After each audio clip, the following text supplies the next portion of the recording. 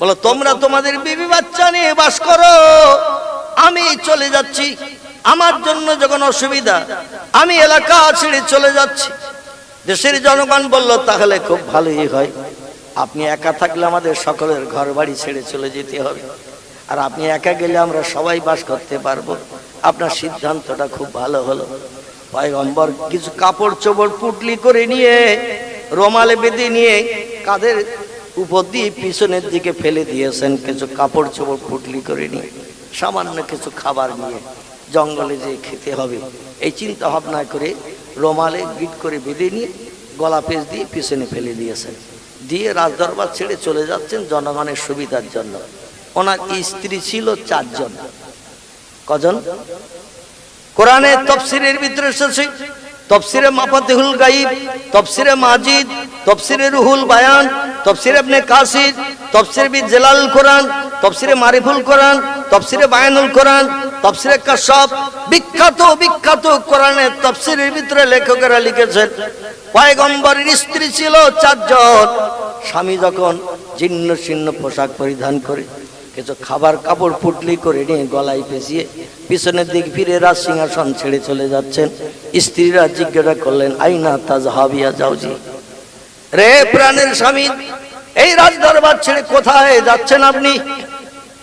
পয়গম্বর বলে আল হাসর, আমি যাচ্ছি সেখানে যেখানে হিংস্র জীব জন্তুর বসবাস আছে, মানুষ যেখানে বাস করে না, আমি সেখানে যাচ্ছি। জায়গাটির নাম হলো ঝোপঝাড় জঙ্গল।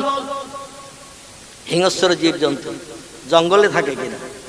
জঙ্গলে যাচ্ছি, যেখানে লোক বাস করে না সেখানে যাচ্ছি, যাতে আমার পচা দুর্গন্ধ কোনো মানুষের নাকে না লাগে। 3 জন স্ত্রী বলো জঙ্গলে হিংস্র জীব জন্তু বাস করে, বাঘ বাস করে, ভাল্লুক বাস করে, গন্ডার বাস করে, সিংহ বাস করে।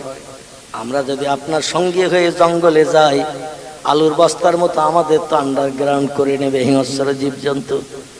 কথাটা ঠিক বলেছে না ভুল বলেছে? জঙ্গলের হিংস্র জীবেরা আমাদের আন্ডারগ্রাউন্ড করে নেবে, আলুর বস্তার মতো পেটের ভিতরে পুরে নেবে। আমরা মরণ চাই না, আমাদের সদর দরজা খোলা আছে বাপের বাড়ি। কোথায়? স্বামী স্ত্রীতে একটু কথা কাটাকাটি হলে বাপের যদি অবস্থা ভালো হয়, মেয়েরা মাঝে মাঝে বাপের গরম দেখায়, তবে কৃষ্ণপাড়ার মেয়েরা দেখায় টাকায় না, এদের নামে বদনাম দেব না। এরা ধৈর্য টর্য ধরে থাকে। অনেক জায়গায় মেয়েদের বাপের অবস্থা যদি স্বামীর থেকে একটু ভালো হয়, মাঝে মাঝে গরম দেখায়। তোমার মতো কত স্বামী ভ্যান ভ্যান করতেছে। মেম্বার ডাকো তুমি, কাগজ আনতেছি আমি, এখনই ফয়সালা হয়ে যাক, মানে ডিভোর্স। তোমার মতো স্বামীর ভাতের আর প্রয়োজন নাই। কৃষ্ণপাড়ার মেয়েরা ভালো, এরা 1 সপ্তাহ বাজার না করলেও পুকুর ঘাটে দেয়, কারো সঙ্গে বলে না, স্বামীর দুর্নামের কথা বলে না, ধৈর্য ধরে সবর করে থাকে। হযরতে মা খাদিজার মতো বিশ্ব নবীর জীবন সঙ্গিনী হযরতে মা খাদিজাতুল কুবরা 8 দিন পর্যন্ত না খেয়ে অনাহারা ছিলেন। স্বামীর কোনো ভুল ত্রুটির কথা পাড়ার কোনো মেয়েদের কাছে বলেনি। জোরে বলুন একটু সুবহানাল্লাহ। 8 দিন পর্যন্ত না খেয়ে অনাহারা ছিলেন খাদিজা। সংসার পরিচালনা করতে যে স্বামীর বিরুদ্ধে কোনো মন্তব্য কারো কাছে করেনি। আর আমাদের মেয়েরা যদি পুকুর ঘাটে যায়, আর আমিনা রমিসা আর মোমেনা যদি একবার এসে হাজির হয়ে যায়, হাঁড়ি যদি উনানে পুড়েও যায় তাও ভালো। এই 3 বুবুরে পেয়েছি, আবার কবে পাবো তা ঠিক নাই। হাঁড়ি চাপিয়ে দিয়ে গেছে গ্যাস সিলিন্ডারে চুলোয়, রান্নাঘর যদি ধরিয়ে যায় তাও যাক, গল্প শেষ করে যাব। এখানকার মেয়েরা অবশ্য গল্প করে না, তাড়াতাড়ি বাড়ি আসে, কারণ উনানে হাঁড়ি চাপিয়ে দিয়েছি, আবার আগুন বাইরে ধরে যায় কিনা।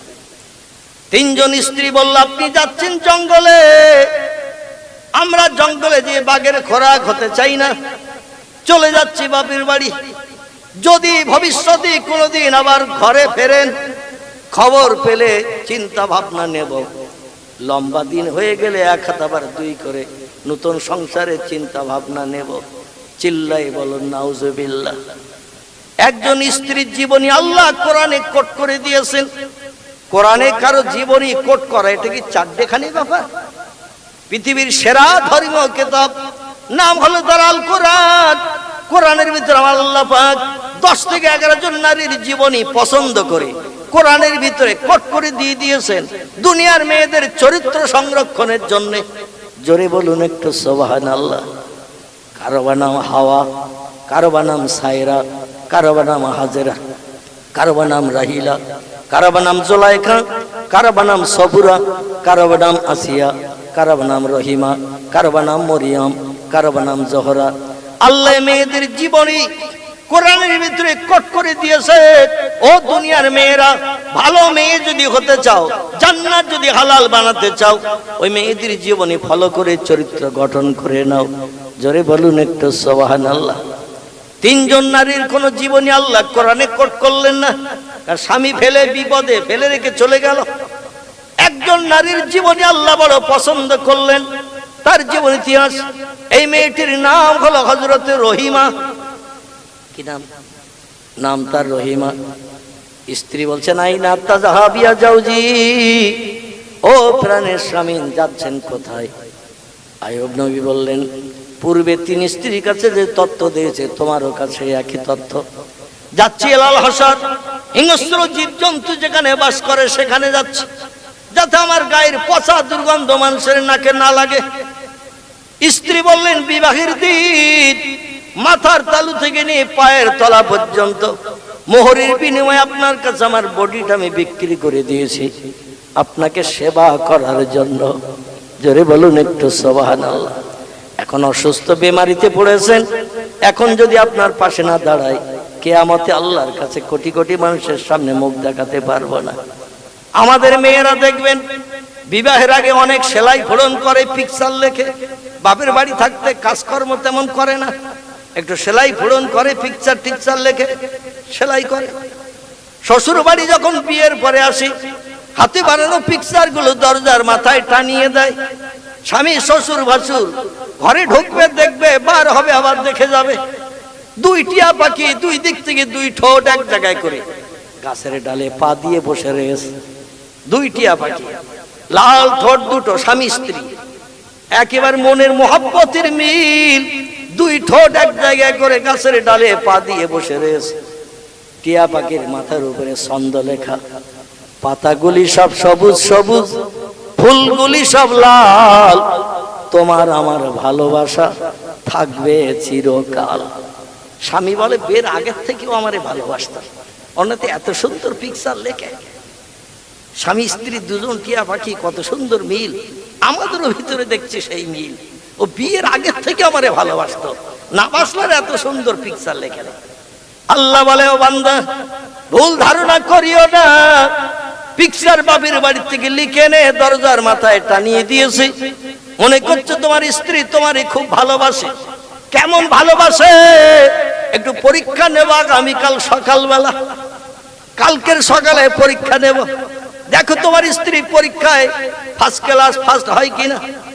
পরের দিন সকাল হতে না হতে স্ত্রীর 21 বার বমি আর 27 বার পায়খানা। ধুইয়ে আনতেছে, আবার হড় হড় করে পায়খানা, বমি করতেছে, ধুয়ে দিচ্ছে, আবার বমি। শাশুড়ি বলতেছে, বৌমা ছেলের কি হলো একটু দেখো। বৌমা বলতেছে, পচা দুর্গন্ধ, বমি আর পায়খানা, ধারে পাশে যাওয়া যাচ্ছে না। বিয়ে হয়েছে বলে সব জ্বালা কি আমার? ওর বোন আছে, মা আছে, ফুবু আছে, চাচি আছে, দাদি আছে, কেউ দেখে না, সব পরিষ্কার করতে হচ্ছে আমার। ও বলে, আসলে পিকচার আমার কাল হয়েছে, ওই যে পিকচার লিখে রেখেছে দরজার মাথায়, পিকচার আমার কাল হয়েছে, ও পিকচার পাল্টে দিয়ে।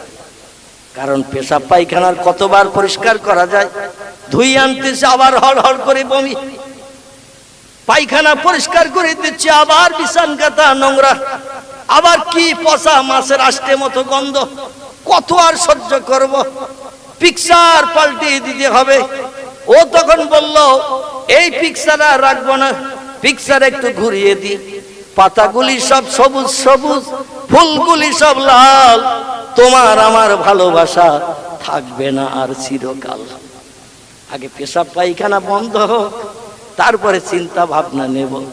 এইভাবে আমার পক্ষে পরিষ্কার করা সম্ভব হবে না, আমি তো পরের মেয়ে আসি। চিল্লাই বলুন একটু নাউজুবিল্লাহ। তো কৃষ্ণপাড়ার মেয়েরা কিন্তু পিকচার পাল্টায় না, এরা যা ছিল তাই রাখে। বলে হঠাৎ স্বামীর শরীর অসুস্থ হয়েছে, এখন আমার দায়িত্ব তাকে পরিষ্কার পরিচ্ছন্ন করা, সেবা করা। বিপদের দিনে বন্ধু পাওয়া মুশকিল হয়, সুখের দিনে অনেক বন্ধু পাওয়া যায়। সুখের দিনে বন্ধু পাওয়া যায় অনেক, বিপদের দিনে বন্ধু কিন্তু পাশ কাটিয়ে চলে যায়।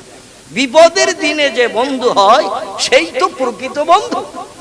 সুখের দিনের বন্ধু এর দ্বারা কোনো লাভ পাওয়া সম্ভবপর নয়। রহিমা বললেন, প্রাণের স্বামী, আপনি যাবেন যেখানে আমাকেও পাবেন সেখানে। আপনি যেখানে যাবেন আমাকে সেখানে পাবেন, কারণ আমি আপনার সঙ্গী হিসাবে বিবাহের দিন কবুল করেছি। আমার দেহটা আপনার কাছে বিক্রি করেছি মোহরের বিনিময়। এই জন্য আমি আপনার সেবার দায়িত্ব পালন করব। হাসরে কিয়ামতে আল্লাহর কাছে আমাকে যেন লজ্জিত হতে না হয়। গহীন জঙ্গলে চলে গেলেন পয়গম্বর, যেখান থেকে পচা দুর্গন্ধ এলাকার কোনো মানুষের নাকে না লাগে। জঙ্গলের ভিতরে চলে যাই, এক গাছতলায় তিনি বিশ্রামের চিন্তা ভাবনা নিলেন, সেখানে বসবাসের চিন্তা ভাবনা নিলেন। পয়গম্বরের বিবি রহিমা রাতভর ঘুমকে হারাম করে স্বামীকে সেবা যত্ন করে। সকালবেলা স্বামীকে কিছু খাইয়ে দিয়ে লোকালয়ে চলে যায়। লোকালয়ে যে ধনীদের বাড়িতে যে ঝিয়ের কাজ করে, মেথরের কাজ করে, চাকরানির কাজ করে, ধোপার কাজ করে, যার বাড়িতে যেমন কাজ আছে এই কাজগুলো করে দিয়ে প্রতিদান কিছু পয়সা পায়। কোনোদিন বাড়িওয়ালারা কিছু খাবার দেয়। আমাদের দেশে অনেক মেয়েরা পরের বাড়িতে ঝিয়ের কাজ করে, বাড়িওয়ালারা পয়সাও দেয়, মাঝে মাঝে কিছু খাবারও দেয়। রহিমা সারাদিন কাজ করে, যে খাবার পায় পয়সা পায়, পয়সা পেলে বাজার থেকে খাবার কিনে নেয়, খাবার পেলে খাবার নিয়ে পানি নিয়ে সন্ধ্যার পর ঢুলতে ঢুলতে টলতে টলতে জঙ্গলে চলে আসে। সারাদিন স্বামী অনাহারা, সেই সকালে জঙ্গলে রেখে গিয়েছিল স্বামীর ক্ষুধা নিবৃত্তির জন্য, পরের বাড়িতে ঝিয়ের কাজ করতে, চাকরানি কাজ করতে। সন্ধ্যার পরে পানি আর খাবার নিয়ে জঙ্গলে ফিরে এসে স্বামীকে পিপাসার পানি পান করায়, নিজ হাতে করে খাবারগুলো তুলে তুলে স্বামীরে খাওয়ায়। স্বামীর দেখে এত কঠিন রোগ হয়ে গেছে, গোশত পচে লাল ডগডগে হয়ে গেছে। স্বামী উঠতে পারে না, বসতে পারে না। হযরতে রহিমার মাথার চুল ধরে আস্তে আস্তে ঠেলে উঠে বসে, আবার মাথার চুল ধরে আস্তে আস্তে জমিনে শোয়। গায়ে হাত দিলে তার দরদ ব্যথা লাগে, সারা গা সব রক্তপুষ ফড়ায় ভর্তি, দগদগে ঘা। কোন জায়গায় রহিমা ধরলে স্বামী কষ্ট পায়। এই জন্য স্বামী নিজ হাতে করে মাথার চুল ধরে আস্তে আস্তে ঠেলে উঠে বসে, আবার মাথার চুল ধরে আস্তে আস্তে জমিনে শুয়ে পড়ে। সন্ধ্যাবেলা ফিরে এসে স্বামীকে নিজ হাতে খাওয়ায়, স্বামীর সেবা যত্ন করে দিয়ে আবার আগামীকাল সকালবেলা স্বামীকে খাইয়ে যেতে হবে লোকের বাড়িতে ঝিয়ের কাজ করতে। সকালের জন্য কিছু খাবার রেখে দিয়ে বাড়তি খাবার থাকলে সেদিন খেত। সকালের খাবার রেখে দেওয়ার পরে যদি বাড়তি খাবার না থাকতো সেদিন পানি পান করে নফল রোজা রেখে দিত। জোরে বলুন একটু সুবহানাল্লাহ। এইভাবে রহিমা স্বামীর সেবা চালাচ্ছেন জঙ্গলের ভিতরে। আমার ভাইরা, হঠাৎ একদিন পয়গম্বরের জিভে ঘা ধরে গেছে, বডিতে রক্তপুষ ফোড়া, সমস্ত বডি হঠাৎ জিভে সেই ঘা ধরে গেছে। পয়গম্বর আল্লাহর কাছে হাত তুলে বলে, আল্লাহ, আমার সমস্ত বডি পশম ধরে পোকায় খেয়ে নিল, কোনদিন তোমার কাছে হাত তুলি নাই। তুমি দিয়েছো ঘা, তুমি কবে সারিয়ে দেবে তুমি জানো। আমি কোন ওষুধ ব্যবহার করব না বলেছি, আল্লাহ এই জন্য আমি ওষুধ এখনো পর্যন্ত ব্যবহার করি নাই। আচ্ছা, আমাদের সর্দি কাশি, মাথা যন্ত্রণা, পেট ব্যথা যদি হয় দৌড়িয়ে ডাক্তারের দোকানে যাই না? সর্দি কাশি, মাথা যন্ত্রণা, পেট ব্যথা, পেট খারাপই হলে দৌড়িয়ে মেডিসিনের দোকানে যায়, ওষুধের দোকানে যে বলি ট্যাবলেট দাও, ওষুধ দাও, এই রোগ হয়েছে। পয়গম্বর কোনদিন কারো কাছে ঔষধ চাইনি, জীবন ওষুধ ব্যবহার করেনি। জিভে হঠাৎ ঘা ধরে গেছে, টোটাল বডির ভিতরে জিভটা নরম কিনা, জিভ হলো নরম, নরম জিভে যখন দগদগে ঘা ধরে গেল, পয়গম্বর আল্লাহর কাছে হাত তুলে বলে, আল্লাহ, আমার টোটাল বডি পচিয়ে দিয়ে পোকা বানিয়ে দিয়েছো, কোনোদিন কিছু বলিনি। তবে আল্লাহ তোমার কাছে হাত তুলতে বাধ্য হলাম, আমার জিভটারে তুমি একটু ভালো রাখো, আমার জিভটাই তুমি ঘা দিও না, কারণ এই জিভ দিয়ে আমি তোমার নামের তসবিহ পড়ি, তোমার নামের জপ জিকির করি। আমার জিভটায় ঘা হয়ে গেলে আমি জিভ আর নাড়াতে পারবো না, তোমার নামের জপ জিকির তসবিহ পড়তে পারবো না, এজন্য আমার জিভটারে তুমি ভালো রাখো। আল্লাহ বলেন, পয়গম্বর ঘা সারানোর কথা বললি না, তোর জিভ দিয়ে আমার নামের তসবিহ পড়বি বলে দাবি করলি, তোর জিভে আর ঘা দেব না। জোরে বলুন সুবহানাল্লাহ। দেখতে দেখতে চলতে চলতে জঙ্গলের ভিতরে কাল কেটে গেল 18 বছর। ক বছর? 18 বছরের জায়গায় আমরা কি 18 মাস ধৈর্য ধরতে পারবো? 18 মাসের জায়গায় 18 সপ্তাহ কি ধৈর্য ধরতে পারবো? জ্বালা যন্ত্রণা ছটফট করতে করতে ডাক্তারের কাছে যাব না। পয়গম্বর 18 বছর কাল ধৈর্য ধরে থাকলো জঙ্গলের ভিতরে। আর স্ত্রী প্রতিদিন সকালবেলা স্বামীকে খাইয়ে চলে যায় লোকালয়ে লোকের বাড়ি কাজ করতে। সারাদিন কাজ করে যা পায় তাই নিয়ে সন্ধ্যার পরে ফিরে এসে স্বামীর পিপাসা নিবৃত্তি করে খাদ্য খাওয়ায়। ইবলিস শয়তানের ওটা পছন্দ হলো না, শয়তান ইবলিসের ওটা পছন্দ হলো না। ইবলিস শয়তান বলে স্বামী স্ত্রীকে বিচ্ছেদ করতে হবে। দুইজন সুখে সংসার করছে জঙ্গলের ভিতরে, দিন খাওয়া, কোনোদিন খাওয়া হয় কোনোদিন হয় না। রহিমার পানি পান করে নফল রোজা রাখি, কিন্তু এই স্বামী স্ত্রীর মহব্বত আমি পছন্দ করি না। শয়তান ইবলিস শয়তান বলল স্বামী স্ত্রীর ভিতরে বিচ্ছেদ করাতে হবে, দুইজনকে ডিভাইডেড করে দিতে হবে। শয়তানের মগজে জ্ঞান আছে না নাই? আল্লাহ তাকে পূর্বে মুআল্লিমুল মালায়েকা বানিয়ে রেখেছিল, জান্নাতের ভিতরে সোনার চেয়ারে বসে ইবলিস শয়তান ফেরেশতাদের কাছে ওয়াজ করত। আজকের আপনারা যেমন বসে আছেন, ফেরেশতারা এরকম বসে থাকতো, আর শয়তান ইবলিস সোনার চেয়ারে বসে বক্তব্য রাখতেন, আর ফেরেশতারা হা করে করে শুনতো। এমন এমন তথ্য দিত জেনেদের বাচ্চা আজাজিল। ফেরেশতাদের সে তথ্য সম্পর্কে কোনো জ্ঞান ছিল না, নতুন নতুন তথ্য শুনে ফেরেশতারা হা হয়ে যেত। আল্লাহ তাকে অনেক জ্ঞানের অধিকারী বানিয়েছিলেন। একটা হুকুমের খেলাফের করার কারণে আল্লাহ লানাতের জিনজিরে পরিয়ে দিয়ে তাকে চির জাহান্নামী বানিয়ে দিয়েছে। এই ইবলিস শয়তান এ বলল স্বামী স্ত্রী বিচ্ছেদ করাতে হবে, এক জায়গায় রাতের বেলা থাকবে, দিনের বেলা কাজ করে স্বামীর সেবা যত্ন করবে, খাওয়াবে। এটা আমি পছন্দ করি না। দেশের লোকজন যাদের কাছে যে রহিমা কাজ করতো যাদের বাড়িতে, তাদের যে বলল তোমরা যে মেয়েটারে নিয়ে সংসারে কাজ করাও, ওই মেয়েটার চরিত্র খারাপ, ব্যবহার খারাপ, তোমরা তো খোঁজ খবর নাও না, তারে দিয়ে কাজ করাও। ওই রকম মেয়ে দিয়ে তোমরা ঘরে কাজ করিও না, আর যার চরিত্র খারাপ তোমাদের বাড়ির মানুষেরা দেখা দেখি চরিত্র খারাপ হয়ে গেল। চিল্লাই বলল নাউজুবিল্লাহ। আমার ভাইরা লোকজন বলল আমরা তো দেখি মেয়েটার আদর্শ ভালো, কথাবার্তা ভালো, কাজকর্ম ভালো, কিন্তু ভিতরে ভিতরে চরিত্র খারাপ, এ তো আমাদের জানা নাই। ও বলে আমি জানি, কারণ আমার এলাকার লোক। নাউজুবিল্লাহি মিন জালিক। এই জন্য ওকে দিয়ে কাজ করিও না। খারাপ মেয়ে যদি তোমাদের ঘরে কাজ করে, তোমাদের বাড়ির বাচ্চা কাচ্চারাও খারাপ হয়ে যাবে। সবাই বলল তাহলে খারাপ মানুষকে দিয়ে কাজ করাবো না, সংসারে উন্নতি হবে না।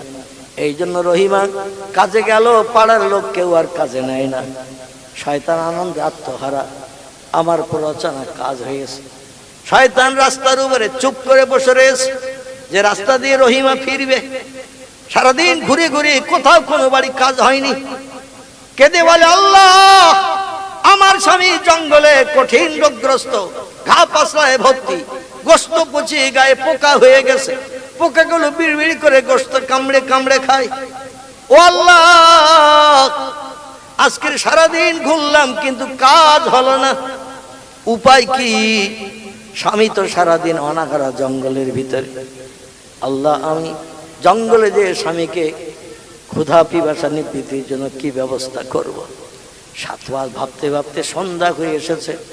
রহিমা স্বামীর তোয়াজ খাতিরের জন্য জঙ্গলের দিকে রওনা দিয়েছেন। রাস্তার পাশে এক যুবক বসা, এই যুবক হলো ইবলিস শয়তান। দেশের জনগণকে বুঝিয়ে শয়তান ইবলিস রাস্তার উপরে বসা। রহিমা কাশির কাছে যখন এসেছে, বলছেন ও বাবুজান, আজকের কি কাজকর্ম হয়নি? বলে কেউ আমার কাজে নেয়নি, আমার সম্পর্কে বিরূপ মন্তব্য করে, এজন্য কেউ কাজে নেয়নি। বলে তোমার স্বামী অসুস্থ না? বলে হ্যাঁ। বলে সারাদিন খাওয়া দাওয়া? বলে কিছুই হয়নি। সন্ধ্যার পরে খাবার নিয়ে যাই, সেই খাবার নিয়ে যেয়ে জঙ্গলে স্বামীরে খাওয়াই। আজকে তো কাজকর্ম হয়নি, খাবারও পাইনি। স্বামীকে যে সারাদিন অনাকারা স্বামীর অগ্রস্ত, কি যে খাওয়াবো দুশ্চিন্তায় রয়েছি। এই জন্য চিন্তা ভাবনা করতে করতে যাচ্ছি। শয়তান ইবলিস বলল, তোমার স্বামী অনাহারা থাকবে, সারাদিন অনাহারা, রাত অনাহারা, অসুস্থ মানুষ মারা যাবে, বরং আমি কি একটা কথা বলবো? রহিমা বলল, না মিয়া কি বলুন, কি বলতে চাইছেন? বলে তোমার মাথার ওই ঢেউ খেলানো চুল দেখতে আমার খুব পছন্দ, তোমার মাথার চুল যদি আমার কাছে কিছুটা কেটে বিক্রি করে দাও, আমি চুলের বিনিময়ে কিছু পয়সা দেব। ওই পয়সা নিয়ে তুমি বাজারে দিয়ে খাবার কিনে নিয়ে তোমার স্বামীকে খাওয়াতে পারবে।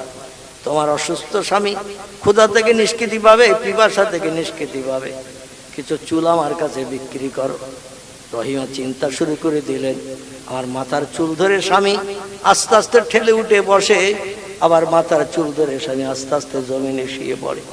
বডির কোনো জায়গায় হাত দিয়ে ধরার মতো জায়গা নাই, সব জায়গায় দগদগে ঘা, কোন জায়গায় ধরার মতো জায়গা নাই, সব জায়গায় দগদগে ঘা। এজন্য আমার মাথার চুলটা ধরে উঠে বসে, আবার চুল ধরে জমিনে শোয়, বিশ্রাম নেয়। চুল কেটে দিলে আমার স্বামী কি ধরবে?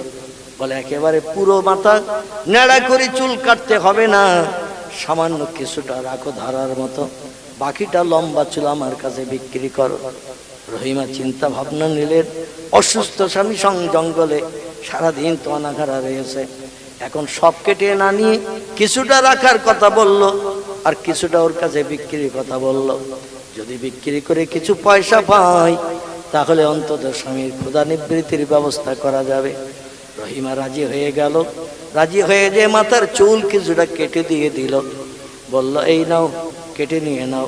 আবার ইবলিস শয়তান যুক্তি দিল, কিছুদিন হয়ে গেলে মাথার চুল আবার লম্বা হয়ে যেমন ছিল তেমন হয়ে যাবে, বরং তোমার স্বামী অনাহার হয়ে আর মরবে না, তোমার স্বামী অন্তত হায়াতে বেঁচে থাকতে পারবে। রহিমা তাতে মত দিয়ে দি মাথার চুল কিছুটা কেটে দিয়ে ওই পয়সা নিয়ে বাজার থেকে কিছু খাবার কিনে নিয়ে স্বামীর কাছে জঙ্গলে রওনা দিয়েছেন।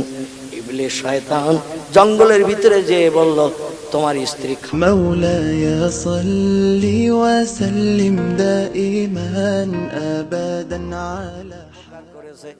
মরণের পর মানুষের কাছে তারা অমর হয়ে রয়েছে, ইতিহাস আলগা করলে তাদের নাম পাওয়া যায়, কিন্তু ৩৫০০ ধর্মীয় মানুষের ধর্মীয় নেতার নাম ইতিহাস খুঁজলে পাওয়া যায় না। যারা সুনাম অর্জন করেছে জনগণের কাছে, তাদের নাম ইতিহাসে লিপিবদ্ধ হয়েছে। এখন যারা সুনাম অর্জন করে পৃথিবীতে নাম লিপিবদ্ধ করেছে, এই নেতাদের ভিতরে সেরা নেতাকে? রামকৃষ্ণ পরমহংসদেব, না বুদ্ধদেব, না চৈতন্যদেব, না গুরু নানক, না মহাবীর, না আচার্য কেশবচন্দ্র, না মোজেস, না যিশু, না সক্রেটিস, না বালক ব্রহ্মচারী? কে সেরা নেতা? আজকের কোন একজন ব্যক্তিকে যদি যাচাই করতে বলা হয়, তাহলে ২-১ মাস নেতার পিছনে ঘুরতে হবে, তারপর ভালো মন্দ যাচাই করার সুবিধা হবে। ঠিক বললাম না ভুল বললাম? একটা মানুষকে ভালো বলতে গেলে তার পিছনে ২-১ মাস ঘুরতে হবে কিনা, মদ খায় কিনা, সুদের ব্যবসা করে কিনা, সিনেমা যাত্রা যায় কিনা, অবৈধ মেয়েদের নিয়ে পিকনিক স্পটে গার্ডেনে বসে হাওয়া খায় কিনা, বিধবার দরজার কড়া নাড়া দেয় কিনা, মদের গেলাস ধরে কিনা, আমার ভাইরা মিথ্যা কথা বলে কিনা, চুরি ডাকাতি করে কিনা, ছিনতাই গুন্ডামি করে কিনা, গরিব এতিমের হক ফাঁকি দিয়ে খায় কিনা, এ সমস্ত কাজগুলো যদি করে তারা, তাহলে কোনো ব্যক্তি তারে ভালো নেতা বলবে? কথা বলবে? কোনো ব্যক্তি তারে ভালো নেতা বলবে না, বরং বলবো চরিত্র খারাপ। পৃথিবীতে যত ধর্মীয় নেতা আছে, এই নেতাদের ভিতরে সেরা নেতাকে, নাম কি তার, এটা যাচাই করতে যদি কাউকে বলা হয়, মাসের পরে মাস সময় দিতে হবে তাকে। আল্লাহ বলেন অত সময় তোমরা পাবে না, এজন্য আমার সত্য ধর্মগ্রন্থ কোরআনে আমি সেরা নেতার নাম কোট করে দিয়ে দিলাম, যাতে তোমাদের জানতে চিনতে সুবিধা হয়। জোরে বলুন একটু সুবহানাল্লাহ। আমি 36 বছর চার কাপে হাত দেইনি। ক বছর? 36 বছর। 1985 সাল থেকে চায়ের কাপে হাত দেওয়া ছেড়ে দিয়েছি। এই জন্য হাত দেওয়া ছেড়ে দিয়েছি যে চায়ের কাপে মদখোর খায়, ওই চায়ের কাপে মসজিদের ইমাম জিয়ে চুমুক দেয়। যে চায়ের কাপ সুদখোর ধরিয়ে খায়, ওই চায়ের কাপ মসজিদের মুয়াজ্জিন ধরেও চুমুক দেয়। মনের দুঃখে 1985 সাল থেকে চায়ের কাপে আর হাত দিই না। এ হাত দুটো একটু পবিত্র রাখার চেষ্টা করেছি। এ হাতে বিড়ি জীবনে ধরিনি, সিগারেটও ধরিনি, তেরঙ্গা খৈনির প্যাকেট ধরিনি, পানের খিলিও সারা জীবন আমি হাতে ধরে গালে দিই। আমি একটু আমার হাত দুটো পবিত্র রাখার চেষ্টা করি, কারণ আল্লাহ পাক তিনটি বার নবীজির দেশে যাওয়ার তৌফিক দিয়েছে, কাবার দেওয়ালে একটু হাত ঘষার সুযোগ দিয়েছে, জমজম কূপের গোড়ায় যে 32টা দিনে হাত দিয়ে একটু পানি ধরে খাওয়ার সুযোগ দিয়েছে। এই জন্য হাত আর নোংরা করতে চাই না। কাবা ঘরের দেওয়ালে একটি জান্নাতি পাথর আছে, নাম তার হাজরে আসওয়াদ। আল্লাহ 13টা বার এই ঠোঁট দুটো হাত দুটো এই পাথরে ঘষার সুযোগ দিয়েছেন। জোরে বলি সুবহানাল্লাহ। নবী বলছেন এই পাথরে আবার আল্লাহর যে বান্দা হাত ও ঠোঁট লাগাবে, জাহান্নামের আগুন তার হাত ও ঠোঁট হারাম হয়ে যাবে। ঠোঁট আর হাতে জাহান্নামে স্পর্শ করবে না। এই জন্যই হাত দুটো একটু পবিত্র রাখি, ঠোঁট দুটো পবিত্র রাখার চেষ্টা করি। যাই হোক, যার যা খাওয়ার দরকার খেয়ে নেবে, আমার কিছু পরিবেশন করতে হবে না। আমি শুরু করি আর শেষ করি, এর ভিতরে আর কোনো খাওয়া খাবির বালাই টালে আমার নাই। ওটা আমার ব্যাড হ্যাবিট বলেন আর গুড হ্যাবিট বলেন, যেটাই বলেন, আমার প্রথম থেকে এই অভ্যাস। একটু প্রাণ ভরে দরুদ শরীফ পড়ে নেন। আল্লাহুম্মা সাইয়্যিদিনা মাওলানা মুহাম্মদ ওয়া আলা আলিহি সাইয়্যিদিনা মাওলানা। আল্লাহ বললেন বিশ্ববাসী, কে সেরা নেতা, কে ভালো নেতা যাচাই করতে গেলে তোমাদের লম্বা সময় দিতে হবে, নেতার পিছনে ঘুরতে হবে, ভালো মন্দ আদর্শ যাচাই করে তার সার্টিফিকেট দিতে হবে। আমি আমার সত্যবাণী কোরআনের ভিতরে সেরা নেতার নাম কোট করে দিলাম, যাতে তোমাদের বিবেচনা করতে যাচাই করতে সময় না লাগে। জোরে বলুন সুবহানাল্লাহ। টোটাল কোরআনের ভিতরে রামকৃষ্ণ পরমহংস দেবের নাম নাই, বুদ্ধদেবের নাম নাই, চৈতন্য দেবের নাম নাই, গুরু নানকের নাম নাই, মহাবীরের নাম নাই, আচার্য কেশবচন্দ্রের নাম নাই, আমার ভাইরা বালক ব্রহ্মচারীর নাম নাই। আল্লাহ পাক সেরা নেতা হিসাবে যার নাম কোরআনে কোট করেছেন, তিনি হলেন ওমা মুহাম্মাদুন ইল্লা রাসূলুন কদ খালাত মিন ক্বাবলিহির রাসূল। গলা ছেড়ে বলুন আল্লাহু আকবার। আল্লাহ বলেন বিশ্ববাসী, সেরা নেতা হিসাবে যদি কারো মান্যতা দিতে চাও, কারো জীবন আদর্শ বাস্তবের সঙ্গে যদি প্রতিফলিত করতে চাও, মুহাম্মদ নামধারী একজন ব্যক্তিকে আমি বিশ্ববাসীর কাছে সেরা নেতা হিসাবে আমি পাঠিয়ে দিয়েছি। কদ খালাত মিন ক্বাবলিহির রাসূল, পূর্ব জামানার মানুষের কল্যাণের জন্য পূর্বে যেমন একজন নেতাকে আমি পাঠিয়েছিলাম, কারো বা নাম আদম, কারো বা নাম শীষ, কারো বা নাম ইদ্রিস, কারো বা নাম নূহ, কারো বা নাম ইব্রাহিম, কারো বা নাম ইসমাইল, কারো বা নাম ইসহাক, কারো বা নাম ইয়াকুব, কারো বা নাম ইউসুফ, কারো বা নাম দাউদ, কারো বা নাম সুলাইমান, কারো বা নাম মুসা, কারো বা নাম হারুন, কারো বা নাম হুদ, কারো বা নাম লূত, কারো বা নাম সালেহ, কারো বা নাম জাকারিয়া, কারো বা নাম এহিয়া, কারো বা নাম আইয়ুব, কারো বা নাম ইউনুস, কারো বা নাম শোয়েব, কারো বা নাম ইলিয়াস, কারো বা নাম ওজায়ের, কারো বা নাম ঈসা। এদের পূর্ব জমানার মানুষের কল্যাণের জন্য নেতা করে পাঠিয়ে দিয়েছিলাম। শেষ যুগের মানুষের কল্যাণের জন্য একজন নেতা আমি পাঠালাম, তার নাম কোরআনে কোট করে দিলাম মুহাম্মাদুর রাসূলুল্লাহ। জোরে বলুন একটু সুবহানাল্লাহ। বর্তমান পৃথিবীতে যত ধর্মাবলম্বী আছে, অধিকাংশ ধর্মাবলম্বীরা শিক্ষায় উচ্চ শিক্ষিত। পৃথিবীতে শিক্ষায় সব থেকে নিম্নগামী যারা, এরা হলো আমার জাত কম মুসলমান। মুসলমানেরা শিক্ষা একটু পিছিয়ে আছে, অন্যান্য ধর্মাবলম্বীরা শিক্ষা একটু অগ্রগণ্য ভূমিকা নিয়েছে। কিন্তু যারা শিক্ষায় অগ্রগণ্য ভূমিকা নিয়েছে এরা সিদ্ধান্ত নিতে যে দুটি সিদ্ধান্ত ভুল করেছে, নির্বাচন করতে যে দুটি নির্বাচনে তারা ভুল করেছে। মুসলমানেরা শিক্ষায় পিছিয়ে থাকা সত্ত্বেও এরা দুটি সিদ্ধান্ত নিয়েছে সঠিক। জোরে বলুন একটু সুবহানাল্লাহ। এদের জ্ঞান গম্য একটু কম থাকা সত্ত্বেও, এরা শিক্ষায় একটু অগ্রগণ্য ভূমিকা না নেওয়া সত্ত্বেও মুসলমানেরা সিদ্ধান্ত দুটি নিয়েছে সঠিক।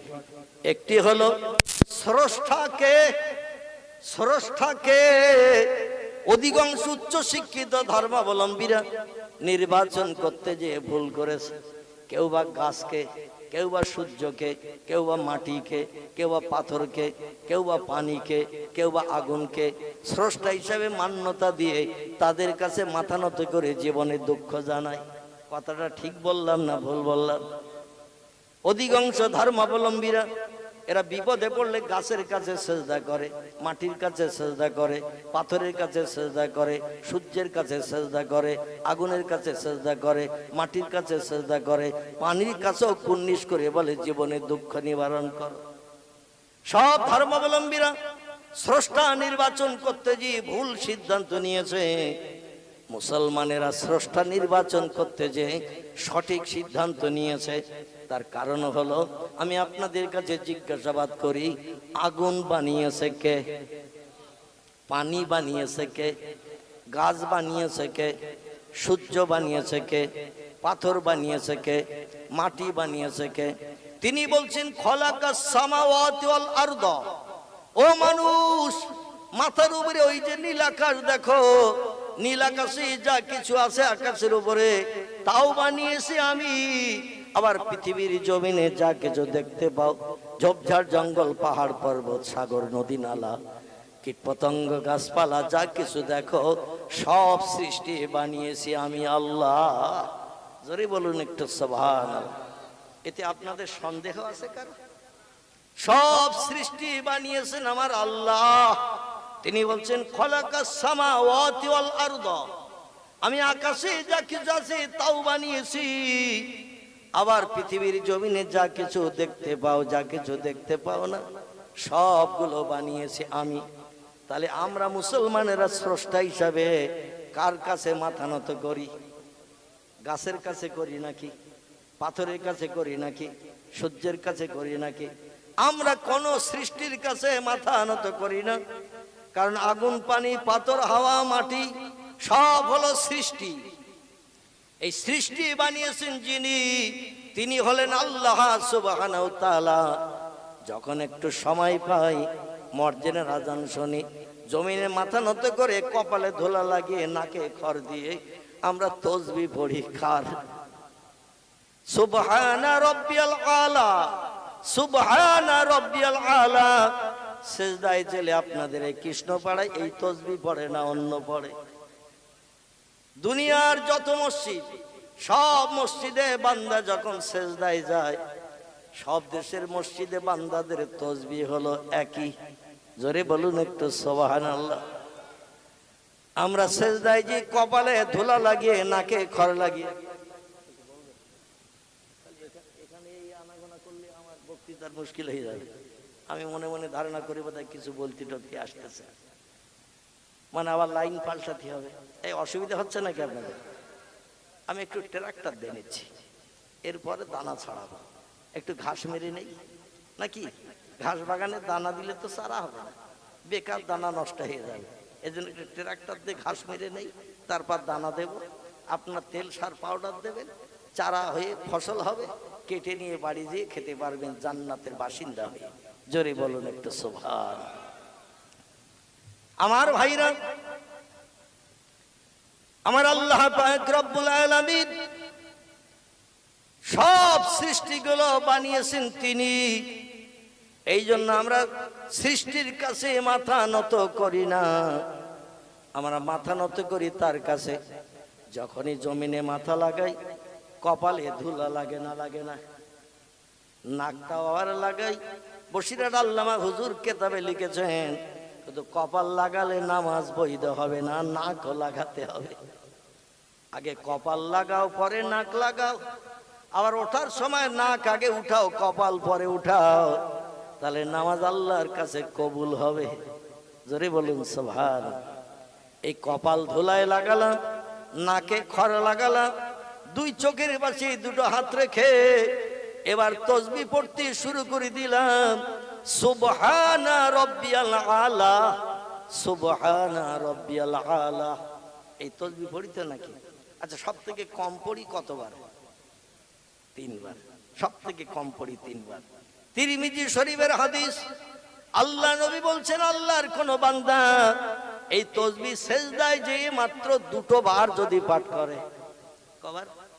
নবী বলছেন 2 বার যদি কোন আল্লাহর বান্দা সিজদায় যে এই তাসবিহ পাঠ করে, সুবহানা রাব্বিয়াল আলা, হে মহান পবিত্র আল্লাহ, তুমি খাও না, ঘুমাও না, পেশাব করো না, পায়খানা করো না, প্রতিদিন প্রতিনিয়ত তুমি পবিত্র থাকো, সেই তুমি পবিত্র আল্লাহ, তোমার নামের তাসবিহ পাঠ করছি। তুমি হলে সব শক্তির ঊর্ধ্বে। আলা শব্দের বাংলা অর্থ হলো সব ক্ষমতার ঊর্ধ্বে তুমি, তোমার উপরে ক্ষমতার কারো নাই নাই নাই। নবী বলছেন 2 বার যদি কোনো ব্যক্তি সিজদায় পতিত হয়ে কপালে ধুলা লাগিয়ে নাকে খড় দিয়ে কোনো ব্যক্তি যদি তাসবিহ পাঠ করে, আমার আল্লাহ এত খুশিতে বাগ বাগ হয়ে যায়। আল্লাহ ডেকে বলে, যা রে বান্দা যা, আমি তোর সারা জীবনের গুনাহ মাফ করে দিয়ে তোরে বেগুনা বানিয়ে দিলাম। নারায়ে তাকবীর। কবার পড়লে? 2 বার। তিরমিজি শরীফের হাদিস। রাসূল বলছেন, কোন ব্যক্তি যদি 2 বার এই তাসবিহ পাঠ করে, আল্লাহ এত খুশি হয়ে যায়, ডেকে বলে, যা রে বান্দা যা, আমি তোর সারা জীবনের গুনাহ মাফ করে দিয়ে তোরে বেগুনা মাসুম বানিয়ে দিলাম। তাহলে তাসবিহ একটু বেশি পড়া ভালো না খারাপ? 2 বার পড়লে যদি আল্লাহ রাজি হয়ে যায়, সারা জীবনের গুনাহ মাফ করে দেয়, একটু বেশি পড়লে আল্লাহর জান্নাত হালাল বানাতে আর অসুবিধা হবে নাকি? এখন মসজিদে জামাতে নামাজ চলছে, ইমাম সাহেব বলে যে তাসবিহ পড়লে জীবনের গুনাহ মাফ হয়, জান্নাত হালাল বানানো যায়, আল্লাহ খুশিতে বাগ বাগ হয়ে যায়। ওই তাসবিহ আমি 5 বারের জায়গায় 7 বার পড়বো। ইমাম সিজদায় যায়, মুক্তাদি ইমামের সঙ্গেও সিজদায় যায়। কোরআনে এসেছে, অরকাউ মা রাকিন ওয়াসজুদু মা সাজিদিন। জামাতে যখন নামাজ পড়তে যাবে, ইমাম রুকু করলে তোমরা ইমামের দেখে দেখে রুকু করবে। ইমাম সামি আল্লাহু লিমান হামিদা বলে দাঁড়িয়ে গেল, ও মুক্তাদি তুমিও রব্বানা লাকাল হামদ বলে দাঁড়িয়ে যাও।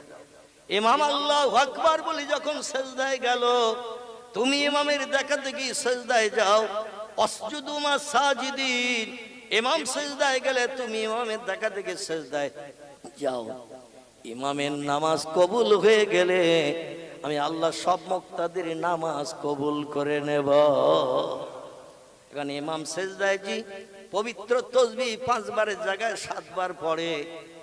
মুক্তাদি যারা ওরা পিছনে সিজদায় থেকে বলে, আমার 11 বার হয়ে গেল, ইমাম এখনো কেন ওঠে না? মাঝে মাঝে মুক্তাদি 5 বার 7 বার তাসবিহ পড়ে ইমামের আল্লাহু আকবার শব্দ না শোনার কারণে ও মাথা উঁচু করে ইমামের দিকে তাকায়, মেহরাবের দিকে। ইমাম সিজদায় যেয়ে মরিয়ে গেল নাকি? আমার 7 বার হয়ে গেল, 9 বার হয়ে গেল, 10 বার হয়ে গেল, ইমাম এখনো মাথা তোলে না, ওর আর ধৈর্য ধরে না। কিন্তু ও যখন চায়ের দোকানের বেঞ্চিতে বসে, ন্যাংটা নারী আর ন্যাংটা পুরুষের ফিল্ম যখন দেখে, ঘন্টা 2-3 পরে যদি ফিল্ম শেষ হয়ে যায়, বলে এত তাড়াতাড়ি শেষ হয়ে গেল, আর ঘন্টা 2 হলে ভালো হতো। ঠিক বললাম না ভুল বললাম? যখন বিভিন্ন ছায়াছবির অনুষ্ঠান থাকে চায়ের দোকানের বেঞ্চিতে বসে, আপনাদের এখানে কোনো চায়ের দোকানে টেলিভিশন নাই, তো আমাদের বসিরহাট এলাকায় আছে। দোকান বানানোর আগে খুঁটি পুঁতে ড্রেনের উপরে কুঞ্চির বেড়া দিয়ে, দরমার বেড়া দিয়ে দোকানটা ঘিরেছে। এখনো মাল উঠিনি, প্রথম মাল উঠেছে 4 কোনা বাক্স। বলে, চাচা কি মাল এনেছো? বলে মাল এনেছি 4 কোনা বাক্স। বলে ও কেন? বলে এই জিনিস না হলে দোকানে খরিদ্দার আসবে না, এজন্য মাল তোলার আগে 4 কোনা বাক্স এনে হাজির করেছি। জোরে বলি একটু নাউজুবিল্লাহ। ন্যাংটা নারী আর ন্যাংটা পুরুষ দেখিয়ে দেখিয়ে খরিদ্দারদের মনোরঞ্জন করে ঘন্টার পরে ঘন্টা বসিয়ে রাখা হয়। আর এই ঘন্টার পর ঘন্টা বসিয়ে যা মাল বেচা কেনা হয়, ইসলাম শরীয়তের ফতোয়ার কিতাবে ওই অর্থ হারাম হিসাবে বিবেচিত হয়। জোরে বলি একটু নাউজুবিল্লাহ। এখন ঘরে ঘরে তো সব টেলিভিশন, মোবাইলের ভিতরেও হয়ে গেছে সব টেলিভিশন। আমার ভাইরা, আল্লাহর রহমত থেকে আমরা বঞ্চিত হয়ে গেছি। আল্লাহ বলে যত মডার্ন হবে আমার অ্যাকশনও তত মডার্ন হবে। তাম বিশ্বব্যাপী এক মহামারী ভাইরাস রোগ আল্লাহ দান করেছেন। মাস 7 আগে চীন দেশের একটি রাজ্য, নাম হলো তার উহান। কি নাম বললাম? উহান। উহান রাজ্য থেকে শুরু হয়ে গেল খেলা। একটু হাসি আর কাশি আর ঘুনঘুনে জ্বর। আজ 8 মাসের মতো হলো Japan, German, England, Holland, Poland, Italy, Brazil, Switzerland, উন্নত যত দেশ সব থ হয়ে বসে থাকলো। এখনো পর্যন্ত একটু হাসি আর কাশি, সর্দি জ্বরের ওষুধ এখনো কোন দেশের বিজ্ঞান বানাতে পারে নাই। এমন একটা কঠিন রোগ, বাপ মারা গেলে ছেলে গায়ে হাত দেয় না, মা মারা গেলে মেয়ে গায়ে হাত দেয় না। কঠিন ছোঁয়াচে রোগ ধরবে সেই ভয়, ঠিক কি না? আমার ভাইরা, মসজিদে জামাতে নামাজ পড়তে গেলে গায়ে গায়ে দাঁড়ানো হলো নিয়ম, কিন্তু এমন কঠিন ভাইরাস রোগ আল্লাহ দিয়েছে, 2-4 হাত দূরে দূরে দাঁড়াও, শয়তান যাতে ভিতরে ঢোকে, তোমাদের নামাজ পণ্ড করে দেয়। আমার ভাইরা, আজ পর্যন্ত কোন দেশের বিজ্ঞানীরা এখনো পর্যন্ত সঠিক ঔষধ বানিয়ে মানুষের কাছে প্রয়োগ করতে পারিনি। আল্লাহ বলে যত চালাক তোমরা হবে, ওমাকারু ওয়ামাকারাল্লাহু আল্লাহু খায়রুল মাকিরিন। চিল্লায়ে বলুন আল্লাহু আকবার। তোমরা পৃথিবীতে প্রযুক্তির যুগে যত যন্ত্র মেশিন বানিয়ে চালাকি করবে আমার কোরআনের বিরুদ্ধে, আমার নবীজির বাণী হাদিসের বিরুদ্ধে, আমি আল্লাহ তত চালাকি অ্যাকশন করে দেব। 9টা ধানের চাল কটা গোনার সময় দেব না। আমার ভাইরা, কোরআনে আল্লাহ পাক একজন পয়গম্বরের জীবনী কোট করে দিয়ে দিয়েছেন আমাদের সতর্কতা অবলম্বনের জন্য, আল্লাহর দয়া করুণা রহমত পাওয়ার জন্য, আল্লাহর তরফ থেকে ঔষধ পাওয়ার জন্য। আল্লাহ পাক কোরআনে একজন পয়গম্বরের জীবনী কোট করে দিয়েছেন। পয়গম্বরের নাম ছিল হযরতে আইয়ুব। কি নাম? আইয়ুব। আমি যে 25 জন পয়গম্বরের নাম আপনাদের কাছে পূর্বে বলেছি, এই পয়গম্বরদের ভিতরে একজন পয়গম্বরের নাম এসেছে আইয়ুব। ইনি পয়গম্বর ছিলেন, আবার দেশের বাদশা ছিলেন। আল্লাহ 2টি নেয়ামত তাকে দান করেছিলেন। ইনি ছিলেন বাদশা, আবার ছিলেন পয়গম্বর। জনগণের কল্যাণের জন্য রাজসিংহাসনে বসে রাজত্ব পরিচালনা করতেন। আমার আল্লাহ বলেন, পয়গম্বর আমি একটু পরীক্ষা নেব তোমাকে। ইব্রাহিম নবীকে আল্লাহ যেমন পরীক্ষা নিলেন, ওই রকম পরীক্ষা নিলেন পয়গম্বর আইয়ুবকে। তার গায়ে একটু কুষ্ঠরোগ, ঘা পাসড়া দিলেন। খুব সংক্ষেপ করে বলি, তার গায়ে একটু কুষ্ঠরোগ, ঘা পাসড়া দিলেন। ঘা পাসড়া পেকে পেকে রাতের বেলা সব পুজ রক্ত হয়। দিনের বেলা পরিষ্কার পরিচ্ছন্ন করা হয়, রাতের বেলা আবার পেকে পুজ রক্ত হয়। এমন পুজ রক্ত হলো, গোশতগুলো পচে পচে যে পোকা তৈরি হলো। পোকা বিড় বিড় করে গোশত কামড়ে কামড়ে খায়। মাঝে মাঝে পোকাগুলো বডি থেকে নেমে যায়। পয়গম্বর পোকাগুলো ধরে বলে, আইনা তাযহাব ইয়া আইয়ুহাদ দুদ, এ পোকার দল, যাচ্ছিস কোথায়? আমার গায়ে তো এখনো গোশত আছে। ধরে নিয়ে নিয়ে আবার গোশতে লাগিয়ে দেয়। আমাদের দাঁতে যদি একটু গুঁড়ো পোকা লাগে দাঁতে, সারা রাত যন্ত্রণায় ছটফট করি কিনা। বাড়ির মানুষ বলে একটু সকাল পর্যন্ত ধৈর্য ধরে থাক, সকাল হয়ে গেলে দন্তকুটিতে নিয়ে দাঁত তুলে পোকার বিষ মেরে দেব। এ বলে না দন্তকুটিতে বসিরহাট নিয়ে যাব, দাঁত তুলে পোকার বিষ মেরে দেবো, যাতে রাতের বেলা আর কামড়াতে না পারে। গুঁড়ো পোকা দাঁতে লাগলে যন্ত্রণায় ছটফট করে ঘুমাতে পারি না। আর বড় বড় পোকাগুলো সব বডিতে কামড়ে কামড়ে গোশত খায়। রাজ দরবারে সভাসদ বর্গ মন্ত্রী মহোদয়রা ডেকে বললেন, পয়গম্বর, গায়ে ঘা পাসলা হয়েছে, দাওয়াই দেন, মলম দেন, ওষুধ দেন, ওষুধ ব্যবহার করেন। পয়গম্বর বলেন, আল্লাহ দিয়েছে রোগ, আল্লাহ সারিয়ে দেবে, আমি কেন ওষুধ ব্যবহার করতে যাব? জোরে বলা যাবে না একটু সুবহানাল্লাহ? আমার ভাইরা, এরা হলো পাক্কা ইমানদার, যাদের ইমানে কোনো খাদ নাই। এরা হলো পাক্কা ইমানদার। আমি এদের সম্পর্কে বলি, ওরা 24 ক্যারেট সোনাওয়ালা। কত ক্যারেট? 24 ক্যারেট সোনাওয়ালা, যে সোনার ভিতরে কোনো খাদ নাই।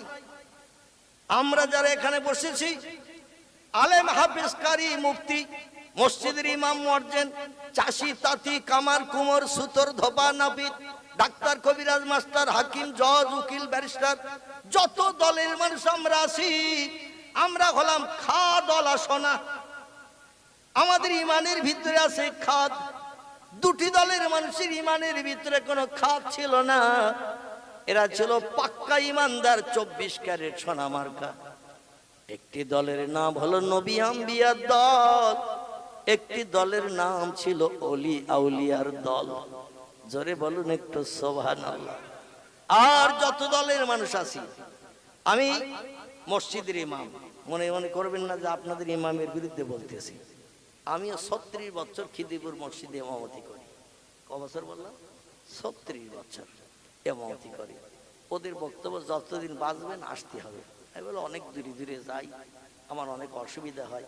বলে অসুবিধা হলে আমরা মানিয়ে নেব, তবে যতদিন বাঁচবেন কিয়ামত পর্যন্ত বাঁচলে কিয়ামত পর্যন্ত আসতে হবে। তো যাই হোক, 36 বছর ইমামতি করি, এজন্য আমিও ইমামের দলের লোক। আলেম, হাফেজ, কারি, মুফতি, চাষি, তাঁতি, কামার, কুমোর, সুতর, ধোপা, নাপিত, মুয়াজ্জিন, ইমাম থেকে শুরু করে যত দলের মানুষ আমরা পৃথিবীতে বাস করি, আমাদের ইমানের ভিতরে ঘাটতি আছে, কমতি আছে, খাদ আছে। দুটি দলের মানুষের ইমানের ভিতরে কোনো ঘাটতি নাই, খাদ নাই। একটি দলের নাম হলো নবী আম্বিয়ার দল, একটি দলের নাম হলো অলি আউলিয়ার দল। জোরে বলুন একটু সুবহানাল্লাহ।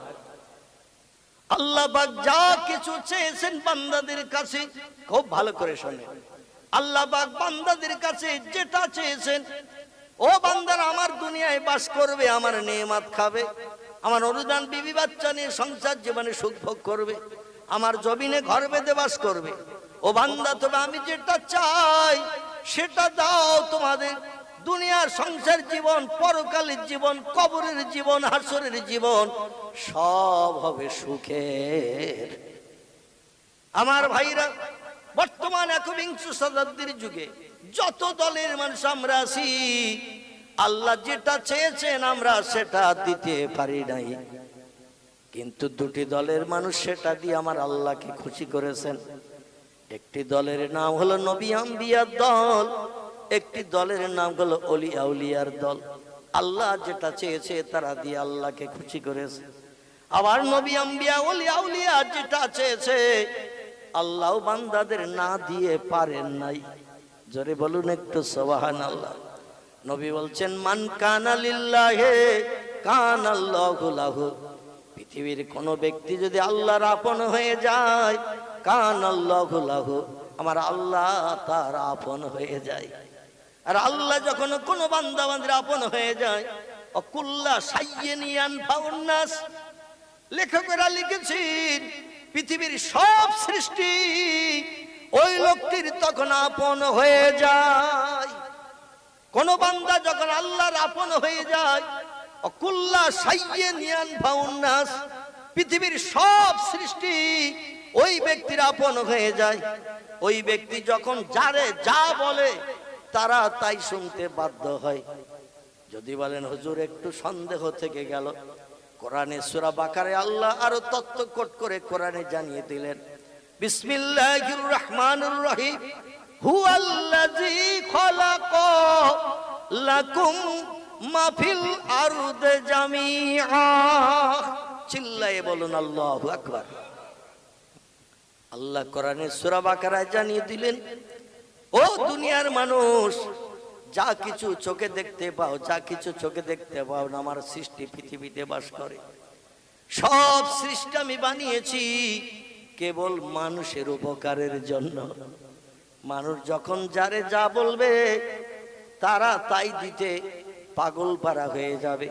তো শর্ত হলো মানুষকে একটু আল্লাহর আপন হতে হবে। মেম্বারের আপন হলে হবে না, প্রধানের আপন হলে হবে না, এমএলএর আপন হলে হবে না, ডাক্তার মাস্টার বন্ধুর আপন হলে হবে না। একটু আপন সম্পর্ক তৈরি করতে হবে আল্লাহর সঙ্গে। জোরে বলুন একটু আমিন। আমার ভাইরা, এই আপন সম্পর্ক তৈরি করেছিলেন পৃথিবীতে দুটি দলের মানুষ। একটি দলের নাম হলো নবী আম্বিয়ার দল, একটি দলের নাম ওলিয়া উলিয়ার দল। আমি নবীদের ভিতরে একজন নবীর কথা আপনাদের কাছে বলতে চাইছিলাম, পরবর্তীতে সুযোগ হলে একজন অলির কথা আপনাদের কাছে বলবো ইনশাআল্লাহ তাআলা, যদি সময় সুযোগে সংকলন হয়। এই পয়গম্বরের নাম হযরতে আইয়ুব।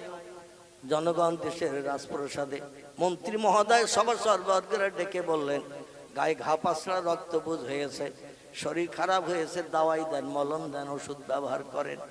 ওষুধ ব্যবহার করলে ঘা পাসরা সেরে যাবে, আপনার গায়ে আর রক্ত বুঝ দেখা দেবে না। পয়গম্বর ডেকে বললেন, আল্লাহ দিয়েছেন ঘা, আল্লাহ সারিয়ে দেবে, আমি কেন ওষুধ ব্যবহার করতে যাব?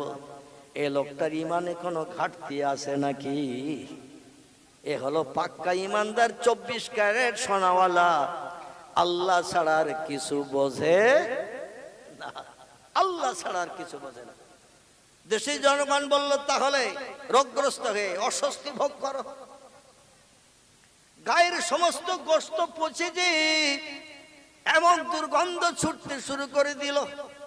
দক্ষিণে হাওয়া হলে গন্ধ উত্তরে যায়, উত্তরে হাওয়া হলে গন্ধ দক্ষিণে যায়। এলাকার পাড়া প্রতিবাসী জনগণ দরখাস্ত দিল বাদশার দরবারে, পয়গম্বর আইয়ুবের রাজ দরবারে দরখাস্ত দিল, ও পয়গম্বর, হয় তুমি তোমার বিবি বাচ্চা নিয়ে এখানে বসবাস করো, আমরা দেশ ছেড়ে চলে যাই, অন্যথায় আমাদের একটু বসবাসের সুযোগ দাও, তুমি একা চলে যাও।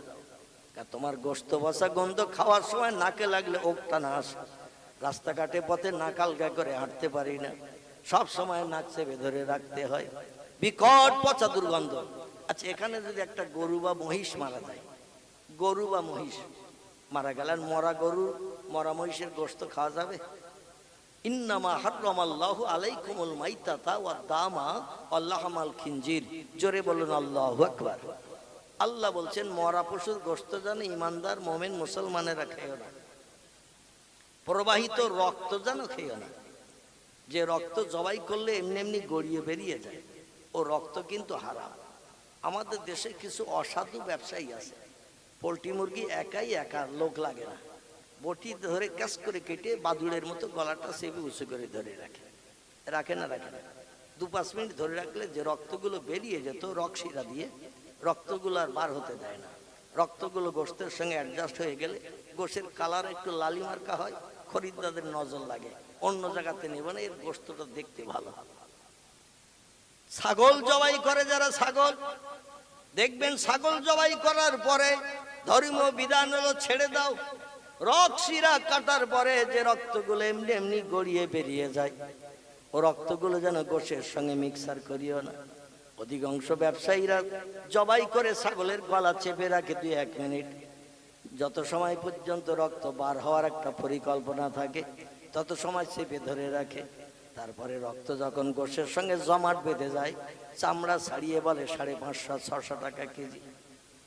ইসলাম শরীয়তে ওই রক্তগুলো গোশের সঙ্গে মিক্সার করার কারণে গোশের কালার ভালো হলো, দেখতে খরিদ্দারের নজর লাগলো। মুসলমানদের জন্য আল্লাহ কোরআনে সরাসরি জানিয়ে দিলেন, ও গোশত খাওয়া মুসলমান তোমাদের জন্য হারাম, ও গোশত খাবে না, জবাই করে ছেড়ে দাও, রক্তশিরা দিয়ে যে রক্তগুলো বেরিয়ে যাবে বার করে দাও, তারপরে সেলাকোটা করে তোমরা খাও, ওটা তোমাদের জন্য হালাল। প্রবাহিত রক্ত যেন গোশতের সঙ্গে মিক্সার করবে না। ওয়ালাহমাল খিনজির, চতুষ্পদ জন্তুর ভিতরে একটি জন্তু আছে দেখতে অবিকল ছাগলের মতো, ইংরেজিতে তাকে হক বলা হয়। আমার ভাইরা, আরবি ভাষায় তাকে খিঞ্জির বলা হয়েছে, বাংলায় তাকে শূকর বলা হয়।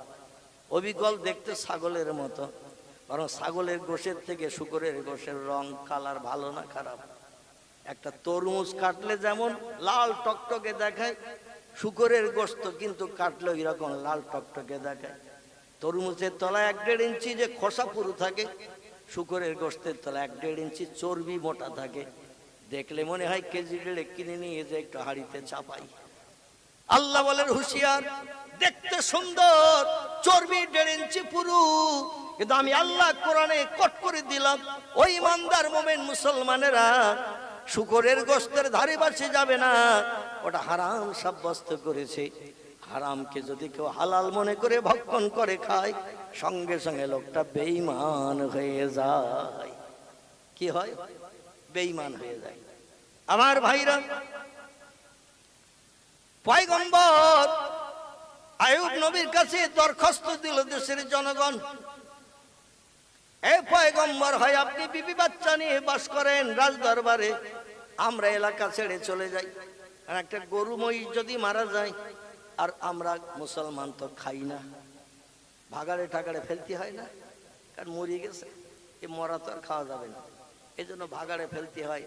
যেখানে একটু উঁচু ঢিবি ঢিবি আছে, গাছপালা রয়েছে, যেখানে লোকজন বাস করে না, সেখানে ফেলি। আচ্ছা, গরু মহিষ ফেলে দেওয়ার পরে কাগো এসে খায়নি, চিলও খায়নি, শগুনও খায়নি, কুকুরও খায়নি, শিয়ালও খায়নি, ওইভাবে পড়ে দিয়েছে। 2-3 দিন হলে ও ফুলে মোটা হয়ে পচন শুরু হবে না হবে না? কোনো জীবজন্তু কেউ খায়নি। আচ্ছা, পচিয়ে দুর্গন্ধ ছড়বে না ছড়বে না? মানুষ দুর্গন্ধে টিকতে পারবে না। শিয়াল কুকুরে খেলে ভালো হতো, চিল শগুনে খেলে ভালো হতো, কিন্তু কেউ এসে খেলো না, যার কারণে পচন হয়ে দুর্গন্ধ ছড়ছে। পয়গম্বরের গায়ের গোশত ওই রকম পচা দুর্গন্ধ শুরু খেয়ে গেছে। এসা এলাকার লোক দরখাস্ত দিল রাজ দরবারে, হয় আপনি বিবি বাচ্চা নিয়ে বাস করেন, আমরা এলাকা ছেড়ে চলে যাই, কারণ আপনার দুর্গন্ধ আর সহ্য করতে পারছি না, অন্যথায় আমরা বাস করি, আপনি এলাকা ছেড়ে চলে যান।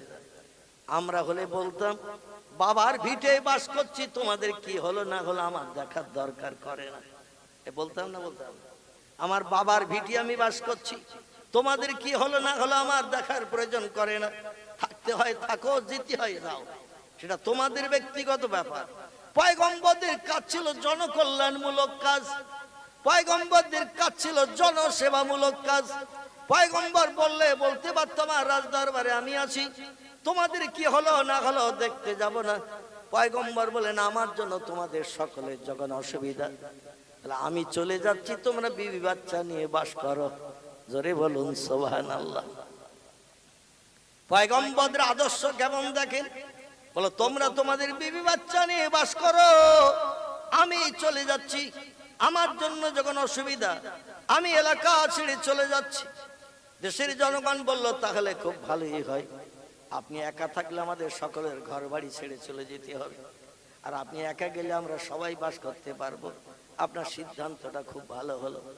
পয়গম্বর কিছু কাপড় চোপড় পুটলি করে নিয়ে, রোমালে বেঁধে নিয়ে, কাঁধের উপর দিয়ে পিছনের দিকে ফেলে দিয়েছেন, কিছু কাপড় চোপড় পুটলি করে নিয়ে, সামান্য কিছু খাবার নিয়ে, জঙ্গলে যে খেতে হবে এই চিন্তা ভাবনা করে রোমালে গিট করে বেঁধে নিয়ে গলা পেঁচ দিয়ে পিছনে ফেলে দিয়েছেন, দিয়ে রাজদরবার ছেড়ে চলে যাচ্ছেন জনগণের সুবিধার জন্য। ওনার স্ত্রী ছিল 4 জন। কজন? কোরআনে তফসিরের ভিতরে এসেছে, তফসিরে মাফাতিহুল গাইব, তফসিরে মাজিদ, তফসিরে রুহুল বায়ান, তফসিরে ইবনে কাসির, তফসিরে বিজলাল কোরআন, তফসিরে মারিফুল কোরআন, তফসিরে বায়ানুল কোরআন, তফসিরে কাশফ, বিখ্যাত বিখ্যাত কোরআনের তফসিরের ভিতরে লেখকেরা লিখেছেন, পয়গম্বরের স্ত্রী ছিল 4 জন। স্বামী যখন জীর্ণ শীর্ণ পোশাক পরিধান করে, কিছু খাবার কাপড় পুটলি করে নিয়ে গলায় পেঁচিয়ে পিছনের দিক ফিরে রাজ সিংহাসন ছেড়ে চলে যাচ্ছেন, স্ত্রীরা জিজ্ঞাসা করলেন, আইনা তাজহাবিয়া জাওজি, রে প্রাণের স্বামী, এই রাজ দরবার ছেড়ে কোথায় যাচ্ছেন আপনি? পয়গম্বর বলে, আল হাসর, আমি যাচ্ছি সেখানে যেখানে হিংস্র জীব জন্তুর বসবাস আছে, মানুষ যেখানে বাস করে না, আমি সেখানে যাচ্ছি। জায়গাটির নাম হলো ঝোপঝাড় জঙ্গল। হিংস্র জীবজন্তু জঙ্গলে থাকে কিনা? জঙ্গলে যাচ্ছি, যেখানে লোক বাস করে না সেখানে যাচ্ছি, যাতে আমার পচা দুর্গন্ধ কোনো মানুষের নাকে না লাগে। তিনজন স্ত্রী বলো, জঙ্গলে হিংস্র জীবজন্তু বাস করে, বাঘ বাস করে, ভাল্লুক বাস করে, গন্ডার বাস করে, সিংহ বাস করে। আমরা যদি আপনার সঙ্গী হয়ে জঙ্গলে যাই, আলুর বস্তার মতো আমাদের তো আন্ডারগ্রাউন্ড করে নেবে হিংস্র জীবজন্তু। কথাটা ঠিক বলেছে না ভুল বলেছে? জঙ্গলের হিংস্র জীবেরা আমাদের আন্ডারগ্রাউন্ড করে নেবে, আলুর বস্তার মতো পেটের ভিতরে পুরে নেবে। আমরা মরণ চাই না। আমাদের সদর দরজা খোলা আছে বাপের বাড়ি। কোথায়? স্বামী স্ত্রীতে একটু কথা কাটাকাটি হলে বাপের যদি অবস্থা ভালো হয়, মেয়েরা মাঝে মাঝে বাপের গরম দেখায়, তো কৃষ্ণপাড়ার মেয়েরা দেখায় টাকায় না, এদের নামে বদনাম দেব না। এরা ধৈর্য টর্য ধরে থাকে। অনেক জায়গায় মেয়েদের বাপের অবস্থা যদি স্বামীর থেকে একটু ভালো হয়, মাঝে মাঝে গরম দেখায়। তোমার মতো কত স্বামী ভ্যান ভ্যান করতেছে। মেম্বার ডাকো তুমি, কাগজ আনতেছি আমি, এখনই ফয়সালা হয়ে যাক, মানে ডিভোর্স। তোমার মতো স্বামীর ভাতের আর প্রয়োজন নাই। কৃষ্ণপাড়ার মেয়েরা ভালো, এরা এক সপ্তাহ বাজার না করলেও পুকুর ঘাটে দেয়, কারো সঙ্গে বলে না, স্বামীর দুর্নামের কথা বলে না, ধৈর্য ধরে সবর করে থাকে। হযরতে মা খাদিজার মতো বিশ্ব নবীর জীবন সঙ্গিনী হযরতে মা খাদিজাতুল কুবরা 8 দিন পর্যন্ত না খেয়ে অনাহারা ছিলেন। স্বামীর কোনো ভুল ত্রুটির কথা পাড়ার কোনো মেয়েদের কাছে বলেনি। জোরে বলুন একটু সুবহানাল্লাহ। 8 দিন পর্যন্ত না খেয়ে অনাহারা ছিলেন খাদিজা। সংসার পরিচালনা করতে যে স্বামীর বিরুদ্ধে কোনো মন্তব্য কারো কাছে করেনি। আর আমাদের মেয়েরা যদি পুকুর ঘাটে যায়, আর আমিনা রমিসা আর মোমেনা যদি একবার এসে হাজির হয়ে যায়, হাঁড়ি যদি উনানে পুড়েও যায় তাও ভালো। এই 3 বুবুরে পেয়েছি, আবার কবে পাবো তার ঠিক নাই। হাঁড়ি চাপিয়ে দিয়ে গেছে গ্যাস সিলিন্ডারে চুলোয়, রান্নাঘর যদি ধরিয়ে যায় তাও যাক, গল্প শেষ করে যাব। এখানকার মেয়েরা অবশ্য গল্প করে না, তাড়াতাড়ি বাড়ি আসে, কারণ উনানে হাঁড়ি চাপিয়ে দিয়েছি, আবার আগুন বাইরে ধরে যায় কিনা। 3 জন স্ত্রী বলল, আপনি যাচ্ছেন জঙ্গলে, আমরা জঙ্গলে যে বাঘের খোরাক হতে চাই না, চলে যাচ্ছি বাপের বাড়ি। যদি ভবিষ্যতে কোনোদিন আবার ঘরে ফেরেন, খবর পেলে চিন্তা ভাবনা নেব। লম্বা দিন হয়ে গেলে 1 হাত আবার 2 করে নতুন সংসারের চিন্তা ভাবনা নেব। চিল্লাই বলুন নাউজুবিল্লাহ। একজন স্ত্রীর জীবনী আল্লাহ কোরআনে কোট করে দিয়েছেন। কোরআনে কারো জীবনী কোট করা এটা কি চারটেখানি ব্যাপার? পৃথিবীর সেরা ধর্মীয় কিতাব নাম হলো দারাল কোরআন। কোরআনের ভিতরে আল্লাহ পাক 10 থেকে 11 জন নারীর জীবনী পছন্দ করে কোরআনের ভিতরে কোট করে দিয়ে দিয়েছেন দুনিয়ার মেয়েদের চরিত্র সংরক্ষণের জন্য। জোরে বলুন একটু সুবহানাল্লাহ। কারো নাম হাওয়া, কারো নাম সায়রা, কারো নাম হাজেরা, কারো নাম রাহিলা, কারো নাম জুলাইখা, কারো নাম সবুরা, কারো নাম আসিয়া, কারো নাম রহিমা, কারো নাম মরিয়ম, কারো নাম জোহরা। আল্লাহ মেয়েদের জীবনী কোরআনের ভিতরে কোট করে দিয়েছে। ও দুনিয়ার মেয়েরা, ভালো মেয়ে যদি হতে চাও, জান্নাত যদি হালাল বানাতে চাও, ওই মেয়েদের জীবনী ফলো করে চরিত্র গঠন করে নাও। জোরে বলুন একটু সুবহানাল্লাহ। 3 জন নারীর কোন জীবনী আল্লাহ কোরআনে কোট করলেন না, তার স্বামী ফেলে বিপদে ফেলে রেখে চলে গেল। একজন নারীর জীবনী আল্লাহ বড় পছন্দ করলেন, তার জীবন ইতিহাস। এই মেয়েটির নাম হলো হযরতে রহিমা। কি নাম? নাম তার রহিমা। স্ত্রী বলছেন, আইনা তাযহাবিয়া জাওজি, ও প্রাণের স্বামী যাচ্ছেন কোথায়? আইয়ুব নবী বললেন, পূর্বে 3 স্ত্রীর কাছে যে তথ্য দিয়েছে তোমারও কাছে একই তথ্য। যাচ্ছি এলাল হাসাদ, হিংস্র জীবজন্তু যেখানে বাস করে সেখানে যাচ্ছি, যাতে আমার গায়ের পচা দুর্গন্ধ মানুষের নাকে না লাগে। স্ত্রী বললেন, বিবাহের দিন মাথার তালু থেকে নিয়ে পায়ের তলা পর্যন্ত মোহরের বিনিময়ে আপনার কাছে আমার বডিটা আমি বিক্রি করে দিয়েছি আপনাকে সেবা করার জন্য। জোরে বলুন একটু সুবহানাল্লাহ। এখন অসুস্থ বেমারিতে পড়েছেন, এখন যদি আপনার পাশে না দাঁড়াই, কিয়ামতে আল্লাহর কাছে কোটি কোটি মানুষের সামনে মুখ দেখাতে পারবো না। আমাদের মেয়েরা দেখবেন বিবাহের আগে অনেক সেলাই ফোড়ন করে, পিকচার লেখে। বাপের বাড়ি থাকতে কাজকর্ম তেমন করে না, একটু সেলাই ফোড়ন করে, পিকচার টিকচার লেখে, সেলাই করে। শ্বশুর বাড়ি যখন বিয়ের পরে আসি, হাতে বানানো পিকচার গুলো দরজার মাথায় টানিয়ে দেয়। স্বামী শ্বশুর ভাসুর ঘরে ঢুকবে, দেখবে, বার হবে, আবার দেখে যাবে। দুই টিয়া পাখি দুই দিক থেকে দুই ঠোঁট এক জায়গায় করে গাছের ডালে পা দিয়ে বসে রয়েছে। দুই টিয়া পাখি, লাল ঠোঁট দুটো, স্বামী স্ত্রী, একেবারে মনের মোহাব্বতের মিল। দুই ঠোঁট এক জায়গায় করে গাছের ডালে পা দিয়ে বসে রয়েছে। টিয়া পাখির মাথার উপরে ছন্দ লেখা, পাতাগুলি সব সবুজ সবুজ, ফুলগুলি সব লাল, তোমার আমার ভালোবাসা থাকবে চিরকাল। স্বামী বলে, বের আগের থেকেও আমারে ভালোবাসতাম, অন্যতে এত সুন্দর পিকচার লেখে। স্বামী স্ত্রী দুজন টিয়া পাখি, কত সুন্দর মিল। আমাদেরও ভিতরে দেখছি সেই মিল। ও বিয়ের আগের থেকে আমারে ভালোবাসতো, না বাসলার এত সুন্দর পিকচার লেখে। আল্লাহ বলে, ও বান্দা, ভুল ধারণা করিও না। পিকচার বাবির বাড়ি থেকে লিখে নে, দরজার মাথায় টানিয়ে দিয়েছে। মনে করছে তোমার স্ত্রী তোমারে খুব ভালোবাসে। কেমন ভালোবাসে একটু পরীক্ষা নেব আগামীকাল সকালবেলা। কালকের সকালে পরীক্ষা নেব, দেখো তোমার স্ত্রী পরীক্ষায় ফার্স্ট ক্লাস ফার্স্ট হয় কিনা। পরের দিন সকাল হতে না হতে স্ত্রীর 21 বার বমি আর 27 বার পায়খানা। ধুইয়ে আনতেছে, আবার হড় হড় করে পায়খানা, বমি করতেছে, ধুয়ে দিচ্ছে, আবার বমি। শাশুড়ি বলতেছে, বৌমা ছেলের কি হলো একটু দেখো। বৌমা বলতেছে, পচা দুর্গন্ধ, বমি আর পায়খানা, ধারে পাশে যাওয়া যাচ্ছে না।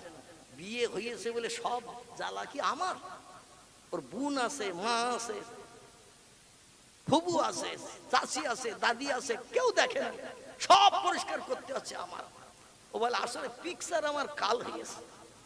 ওই যে পিকচার লিখে রেখেছি দরজার মাথায়, পিকচার আমার কাল হয়েছে, ও পিকচার পাল্টে দেওয়া।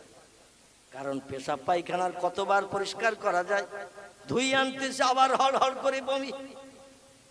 পায়খানা পরিষ্কার করে দিচ্ছে, আবার বিছান কাতা নোংরা, আবার কি পচা মাছের আষ্টে মতো গন্ধ। কত আর সহ্য করব? পিকচার পাল্টিয়ে দিতে হবে। ও তখন বলল, এই পিকচার আর রাখবো না, পিকচার একটু ঘুরিয়ে দি।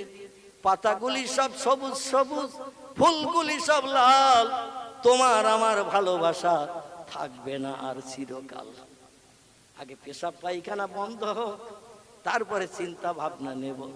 এইভাবে আমার পক্ষে পরিষ্কার করা সম্ভব হবে না। আমি তো পরের মেয়ে আসি। চিল্লাই বলুন একটু নাউজুবিল্লাহ।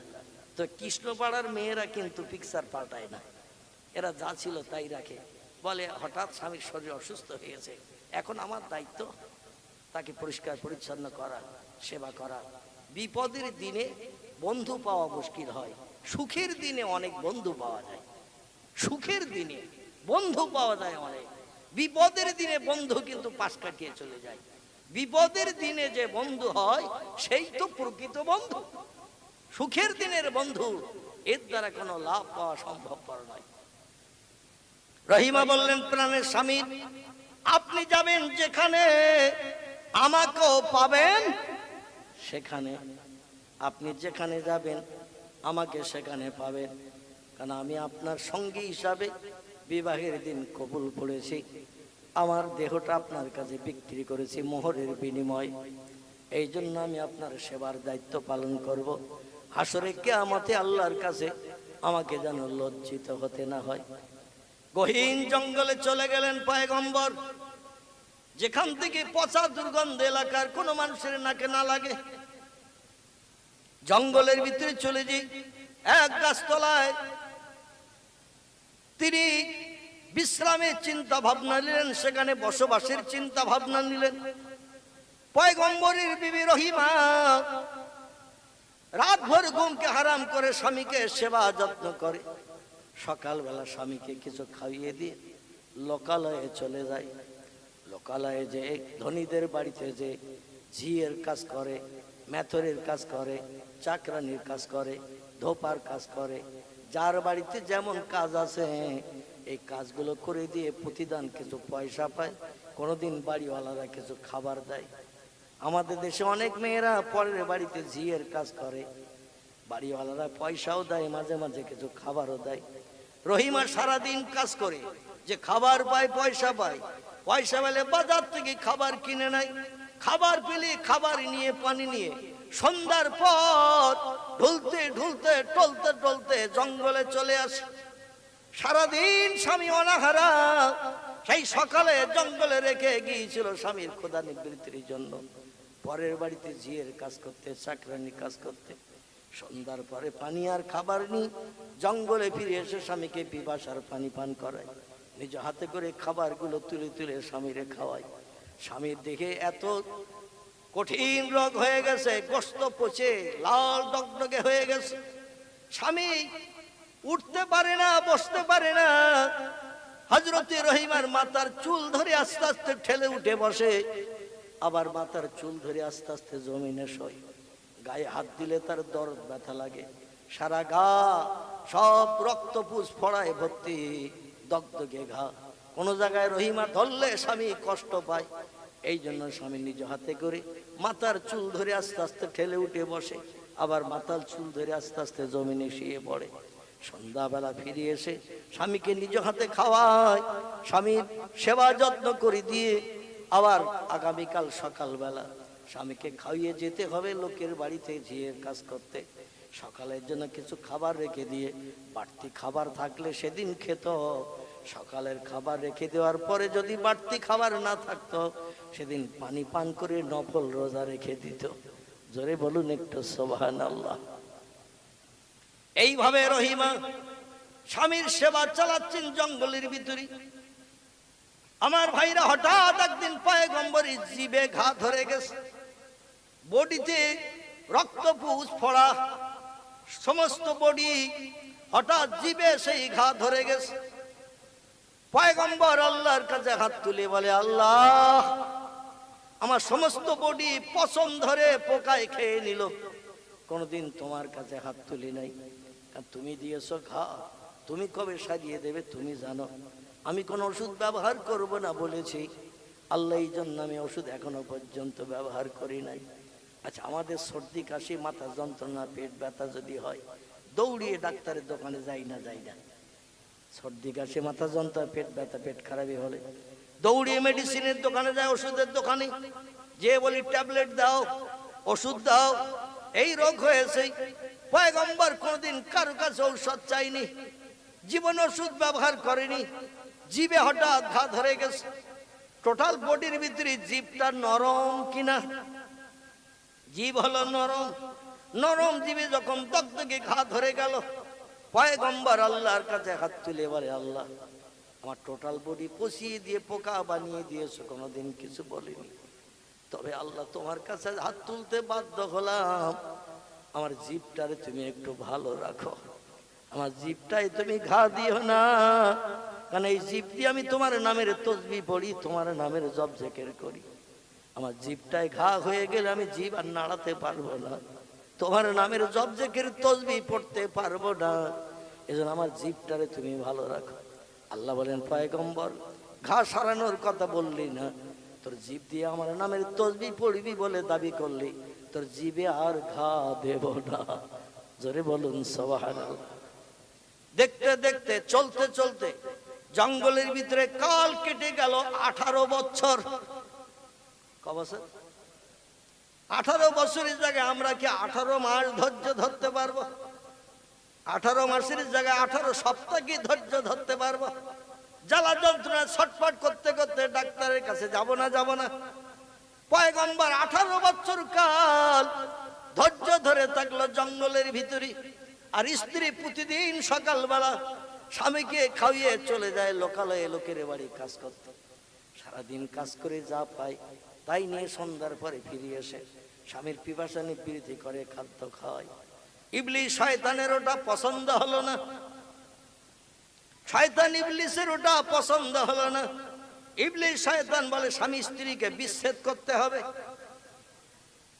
দুইজন সুখে সংসার করছে জঙ্গলের ভিতরে, দিন না দিন খাওয়া, কোনদিন খাওয়া হয় কোনদিন হয় না। রহিমার পানি পান করে নফল রোজা রাখি, কিন্তু এই স্বামী স্ত্রীর মহব্বত আমি পছন্দ করি না। শয়তান ইবলিস শয়তান বলল স্বামী স্ত্রীর ভিতরে বিচ্ছেদ করাতে হবে, দুইজনকে ডিভাইডেড করে দিতে হবে। শয়তানের মগজে জ্ঞান আছে না নাই? আল্লাহ তাকে পূর্বে মুআল্লিমুল মালায়েকা বানিয়ে রেখেছিল জান্নাতের ভিতরে সোনার চেয়ারে বসে। ইবলিস শয়তান ফেরেশতাদের কাছে ওয়াজ করত, আজকের আপনারা যেমন বসে আছেন ফেরেশতারা এইরকম বসে থাকতো, আর শয়তান ইবলিস সোনার চেয়ারে বসে বক্তব্য রাখতেন, আর ফেরেশতারা হা করে করে শুনতো।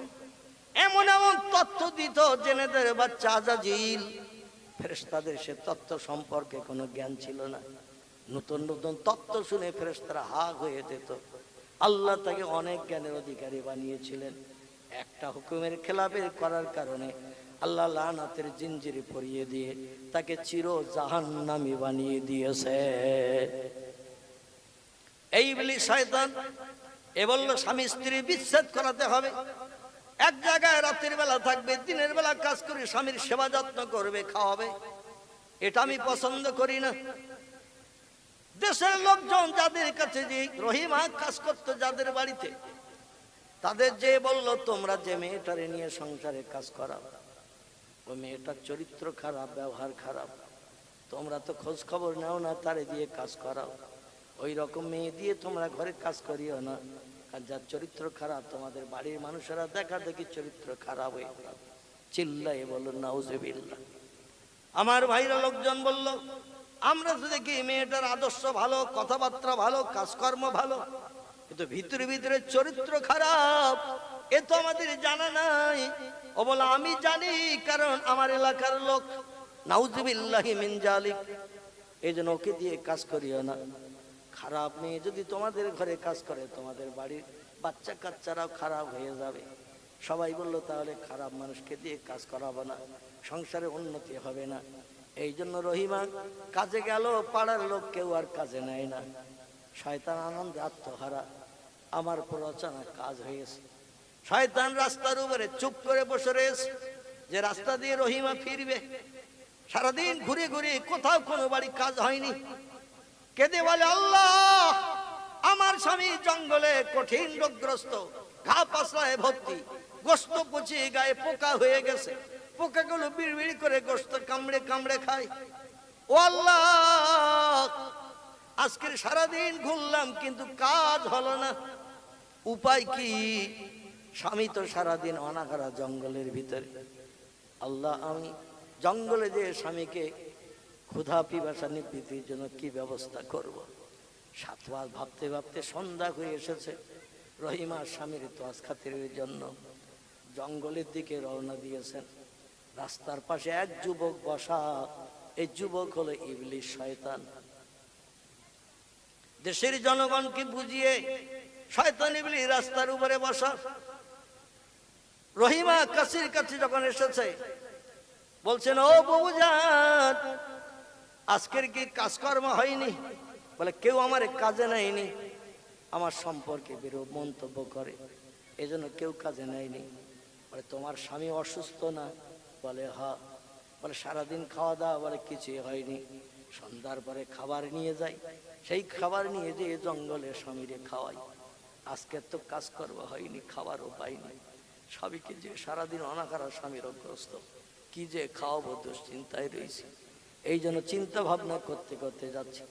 শয়তান ইবলিস বলল, তোমার স্বামী অনাহারা থাকবে, সারাদিন অনাহারা, রাত অনাহারা, অসুস্থ মানুষ মারা যাবে, বরং আমি কি একটা কথা বলবো?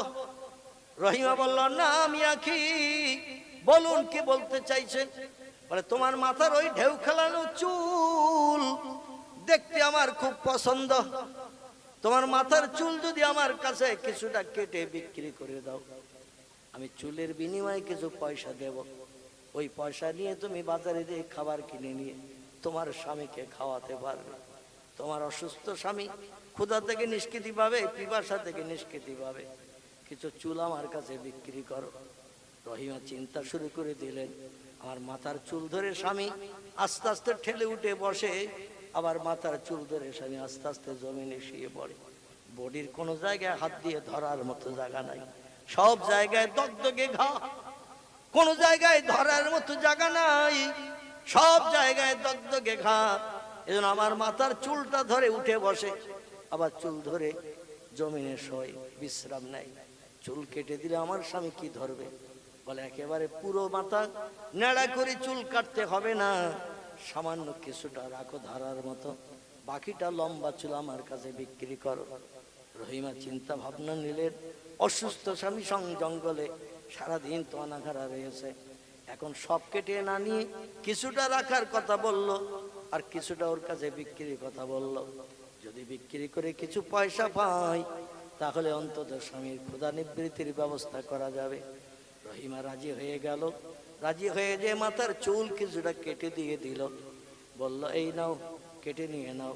আবার ইবলিস শয়তান যুক্তি দিল, কিছুদিন হয়ে গেলে মাথার চুল আবার লম্বা হয়ে যেমন ছিল তেমন হয়ে যাবে, বরং তোমার স্বামী অনাহারা হয়ে আর মরবে না, তোমার স্বামী অন্তত হায়াতে বেঁচে থাকতে পারবে। রহিমা তাতে মত দিয়ে দিয়ে মাথার চুল কিছুটা কেটে দিয়ে ওই পয়সা নিয়ে বাজার থেকে কিছু খাবার কিনে নিয়ে স্বামীর কাছে জঙ্গলে রওনা দিয়েছেন। ইবলিস শয়তান জঙ্গলের ভিতরে যেয়ে বলল, তোমার স্ত্রী খাবার আনে আর তুমি খাও, কিন্তু কিভাবে আনে তা তো তুমি জানো না, যাচাইও করো না, লোকের বাড়ি চুরি করে হাঁড়ি মেরে মেরে খাবার নিয়ে আসে। শয়তান ইবলিস বলছে, লোকের বাড়ি চুরি করে যে হাঁড়ি মেরে খাবার নিয়ে আসে, আজকের ধরা পড়েছে তোমার স্ত্রী। লোকে উদ্যম পাদ্যম দিয়েছে, আবার মাথার চুলও কেটে নিয়েছে তোমার স্ত্রীর। আইয়ুব নবী বলছে, আমার স্ত্রী চুরি করা তো জানে না, চুরি করা পছন্দ করে না। বলে আসলে তুমি দেখতে পাবে তোমার স্ত্রী মাথার চুল দেশের জনগণ চুরি করার কারণে কেটে নিয়ে নিয়েছে। আইয়ুব বলে, আমি মাথার চুল ধরে উঠি, মাথার চুল ধরে বিশ্রাম নিয়ে শুই, আমার স্ত্রী কোনদিন চুল কাটতে পারে না। বলে আজকে দেশের লোক চুরি করার কারণে মারধর তো যথেষ্ট দিয়েছি, মাথার চুল কেটে নিয়েছে, আসলেই দেখবে খাবার কিনে নিয়ে। জঙ্গলে যে এসে গেল রহিমা। আইয়ুব নবী খাবারের দিকে না তাকিয়ে তাকাচ্ছে ওর মাথার দিকে। মাথার দিকে তাকিয়ে দেখে চুল লম্বা যা ছিল তা নাই, কিছুটা বাকি লম্বা চুলগুলো সব কেটে নিয়েছে। পয়গম্বর বলল, এই জন্য আল্লাহর রহম হয় না, চুরি করে করে খাবার এনে আমারে খাওয়া। এই জন্য আল্লাহর রহম হয় না, রোগ থেকে মুক্তি পাই না, ঘা পাসলা সারে না, আল্লাহ দয়া করে না, হারাম খেলে বান্দার কোন ইবাদত কবুল হয় না। জোরে বলুন একটু নাউজুবিল্লাহ। পয়গম্বর মুহাম্মদ রাসূলুল্লাহ জানিয়েছেন, আরবাউ ইযা কুন্না ফিকা ফালা আলাইকা মা ফাতাকা মিনহু হিফজুল আমানাতি ওয়া সিদকুল লিসান ওয়া ইফাতুন ফি তুমাতিন ওয়া হুসনুন খলিকা। চিল্লায়ে বলুন একটু আল্লাহু আকবার। আল্লাহ নবী বললেন, রে আমার সাহাবীরা, আমার উম্মতিরা, চারটি আমল যদি জীবনের সঙ্গে পরিপূর্ণতা তোমরা দিতে পারো, চারটি আমল জীবনের সঙ্গে পরিপূর্ণতা বাস্তব যদি জীবনের সঙ্গে আমল করে নিতে পারো, ফালা আলাইকা, আর কোন জিনিসের প্রয়োজন তোমাদের হবে না। মা ফাতাকা মিনহু, ওই চারটি আমল তোমাদের দুনিয়ার সংসার জীবনে সুখ ভোগের জন্য, কবর হাসর পরকালে নাজাতের জন্য যথেষ্ট হয়ে যাবে। জোরে বলুন একটু সুবহানাল্লাহ। সাহাবীরা বললেন, মা হিয়াল আরবা ইয়া রাসূলুল্লাহ, আমল চারটি কি কি, যে চারটি আমল করলে আল্লাহকে বশ করা যাবে, জীবনে সব সমস্যার সমাধান পাওয়া যাবে, কোনদিন কারো কাছে হাত পাততে যেতে হবে না, আল্লাহ সব সমস্যার সমাধান কুদরতি হাতে করে দেবেন। আমল চারটে কি কি একটু বলেন। নবীজি বললেন, প্রথম নম্বরে আমল হলো হিফজুল আমানাত। কোন ব্যক্তি তোমার কাছে টাকা পয়সা সোনা দানা যদি গচ্ছিত রাখে, যখন যেদিন চাইবে সঙ্গে সঙ্গে তার মালের পুটলিটা হাসি মুখে তার হাতে তুলে দেবে। যদি ওই ব্যক্তির মুখে তুমি হাসি ফুটিয়ে দিতে পারো, আমানাতের মাল ফেরত দিয়ে আল্লাহ তোমারও মুখে হাসি ফুটিয়ে দেবে। পরের মালকে নিজের মাল বলে মনে করে যেন খরচ করবে না, অনেকদিন রেখে দিয়েছে আর চাইবে না, আর চাইলেও হাঁকিয়ে তাড়িয়ে দেব। তোমার প্রমাণ কি আছে আমার কাছে? তুমি সোনা রেখেছো, টাকা রেখেছো। বর্তমান যুগে 2-1 বছর হয়ে গেলে মানুষ দেখবে না আর দিতে চায় না। কবে দিলি, তোর প্রমাণ কি, কে তার ডকুমেন্ট আছে? বিভিন্ন তথ্য আমরা জানতে চাই, বরং বলি পিঠের চামড়া তুলে দেব, আমার নামে বদনাম দিলে তোর তাই খাওয়া হয় না, কবে দিলি টাকা? পয়গম্বর বললেন আমানতের মালের খেয়ানত যেন করবে না। কেউ যদি তোমার কাছে কোনো সোনা দানা টাকা পয়সা গচ্ছিত রাখে, যখন যেদিন চাইবে সঙ্গে সঙ্গে তার মালের পুটলিটা বার করে তার হাতে তুলে দেবে। তুমি যদি তার মুখে হাসি ফুটাতে পারো আমানতের মাল ফেরত দিয়ে, আল্লাহ তোমার মুখেও হাসি ফুটিয়ে দেবে। সাহাবীরা বললেন পয়গম্বর 2 নম্বর আমল কোনটা করলে আল্লাহকে বশ করা যাবে, জীবনের সব সমস্যার সমাধান পাওয়া যাবে? পয়গম্বর বললেন এ সাহাবীরা 2 নম্বর আমল হলো সিদকুল লিসান, কথা বলবে যখন সত্য কথা বলবে, মিথ্যার আশ্রয় যেন জীবনে কোনোদিন নেবে না। আল কাযবু উম্মুজ জুনুব, মিথ্যা হলো পাপের মা। যে লোকটি একবার মিথ্যা কথা বলে, তিরমিজি শরীফের হাদিস, আল্লাহ নবী বলছেন একটানা 40 দিন তার কোন ইবাদত আল্লাহ কবুল করে না। কদিন কি ভুলে গেছে? 40 দিন। একটা বার মিথ্যা কথা বললে 40 দিন তার কোন আমল ইবাদত আল্লাহ কবুল করবেন না। আমরা 5 পয়সার বিড়ির জন্য এখন মিথ্যা কথা বলি, এ ঠিক বললাম না ভুল বললাম? বন্ধুর সঙ্গে বন্ধুর দেখা 6 মাস পর, মিন্টু কেমন আছিস? বলে মোটামুটি চলছে। বলে পিন্টু তুই কেমন আছিস? বলে তোর মতো একই অবস্থা যাচ্ছে। বলে দে একটা বিড়ি দে। বলে খোদার কসম একটাও নেই। বলে দেখি তোর পকেট। কোমরপুকুর হাই স্কুলে পড়তে পড়তে টয়লেটে দিয়ে চুরি করে 2 বন্ধু বিড়ি খেয়ে আসতাম, আর তোর কাছে বিড়ি নেই, আমার বিশ্বাস হয় না। দেখি তোর পকেট দেখি। পকেটে হাত দিয়ে দেখে মাল 3টে। বলে দিবি না তো কসম খালি কেন? বলে আমার বাড়ি যেতে এখন 4 ঘন্টা বাকি, 15-20 মিনিট অন্তর অন্তর একটা করে লাগে, তোরে একটা বিড়ি দেওয়ার কার কাছে হাত পাতব? এই জন্য কসম খেয়েছিলাম যাতে তোর দিতে না হয়। তো তুই পকেট চেক করবি তা কে জানে? কসম খেয়েছিলাম যাতে তোর দিতে না হয়। 5 পয়সার বিড়ির লোভে আমরা মাঝে মাঝে কসম খাই, মিথ্যা কথা বলি। রাসূল বলছেন একটা বার কোন মুসলমান ইমানদার যদি মিথ্যা কথা বলে 40 দিন একটানা তার কোন ইবাদত, নামাজ, কালাম, তাসবিহ, তাহলিল, জিকির, আজকার, কোরআন তেলাওয়াত আল্লাহর দরবারে কিছুই কবুল হবে না। কারণ মিথ্যা হলো পাপের মা। মায়েরা সন্তান প্রসব করে যেমন বংশ বৃদ্ধি করে, যে লোকটি মিথ্যা কথা বলে সে পাপের বংশ বৃদ্ধি করে। সাহাবীরা বললেন পয়গম্বর 3 নম্বরের আমল কোনটা বলুন? পয়গম্বর বলেন ওই ফাতুন ফি তুমাতেন, এ সাহাবীরা তোমরা শোনো, 3 নম্বর আমল হলো যখন কোনো খাদ্য খাবে হালাল খাদ্য ভক্ষণ করবে, হারামের ধারে পাশে যেন যাবে না, কোন হারাম দানা যেন দাঁতে কাটবে না। হাদিস শরীফে নবীজি জানিয়েছেন মুসুরির দানার নাই, ছোলার দানার নাই, কোন হারাম খাদ্য গালের ভিতরে দিয়ে দাঁতে চাপন দিয়ে জিভটা লাগিয়ে যদি টেস্ট আর স্বাদ চাখা হয়, ঢোক গিলে খাওয়ার দরকার নাই, দাঁতের ভিতরে দিয়ে চাপন দিয়ে জিভটা লাগিয়ে যদি টেস্ট আর স্বাদ চাখা হয়, টক তিতো মিষ্টি কি ঝাল, এই আস্বাদ যদি জিভ লাগিয়ে চাখা হয়, পয়গম্বর বলছেন একটানা 40 দিন আল্লাহ তার কোন ইবাদত বন্দেগী কবুল করবে না। হারাম দানা খেয়ে আল্লাহ তার ইবাদত গুলো গ্রহণ করবেন না।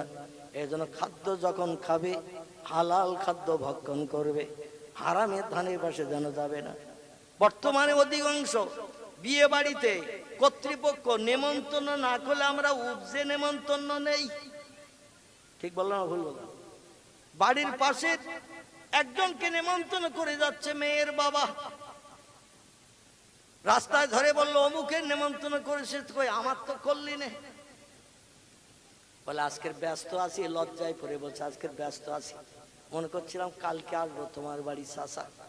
বলে তুই ব্যস্ত যখন, কাল আর আসতে হবে না, রাস্তার উপরের থেকে নেমন্তন্ন দে, কথা পাকা হয়ে যাক। আমার ভাইরা পনের বিয়ে, বিয়ের আগে গহনাগাটি, যৌতুক আদি সব কিছু লেনদেন হয়ে গেছে।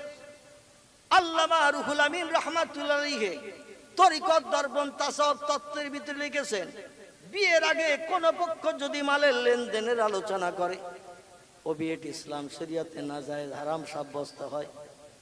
বিয়ের আগে কোন পক্ষ যদি কোনো মালের লেনদেনের আলোচনা করে, ও বিয়েটি ইসলাম শরিয়াতে নাজায়েজ হারাম সাব্যস্ত হয়। আর ওই বিয়ে বাড়ি যারা যে খায়, এদের হারাম খাওয়া হয়ে যায়।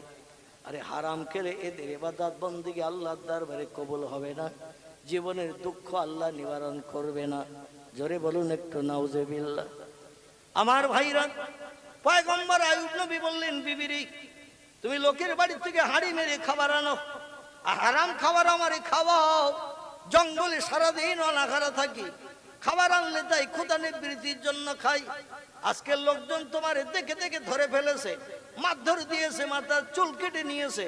এইভাবে হারাম খাদ্য খাওয়াচ্ছ আজ 18 বছর ধরে আমাকে, যার কারণে আল্লাহ আমার ইবাদত বন্দেগী কবুল করে না, আমার রোগ থেকে মুক্তি দেয় না। আল্লাহ আমাকে 18 বছর রোগগ্রস্ত করে রেখেছে। আমার সঙ্গে তুমি কোনো আলাপ করবে না, আমিও তোমার সঙ্গে আলাপ করব না। তোমার কোনো স্ত্রীর আমার প্রয়োজন দরকার নাই, আল্লাহ আমাকে যেভাবে রাখেন সেভাবে থাকবো।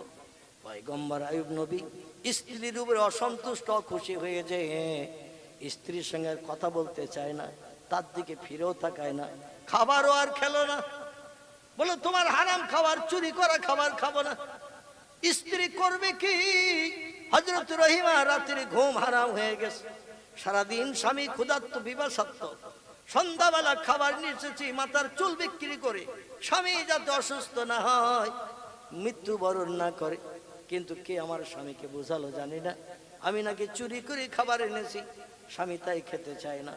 রাতের গভীর রহিমা ঘুমকে হারাম করে স্বামীর এই মর্মাহত অবস্থা নিয়ে আল্লাহর কাছে হাত তুলে কান্না শুরু করে দিয়েছে, আল্লাহ আমার স্বামীকে তুমি প্রবোধ দাও, আমার স্বামীকে তুমি বোঝাও, আমি চুরি করিনি, কোনো ব্যক্তির ঘরের হাড়ি থেকে আমি হাড়ি বের মাল আনিনি, আমি মাথার চুল দেশের জনগণ চুরির কারণে কেটে নেয়নি, আমার স্বামীর ক্ষুধা নিবৃত্তির জন্য মাথার চুল কিছুটা কেটে বিক্রি করেছি, 2 দিন 10 দিন গেলে আবার চুল লম্বা হয়ে যাবে, এই চিন্তা ভাবনা নিয়ে রহিমা কান্না শুরু করলেন আল্লাহর দরবারে। রাতের গভীরে আমার আল্লাহ পাক নারীর চোখের পানি কবুল করে নিয়েছেন।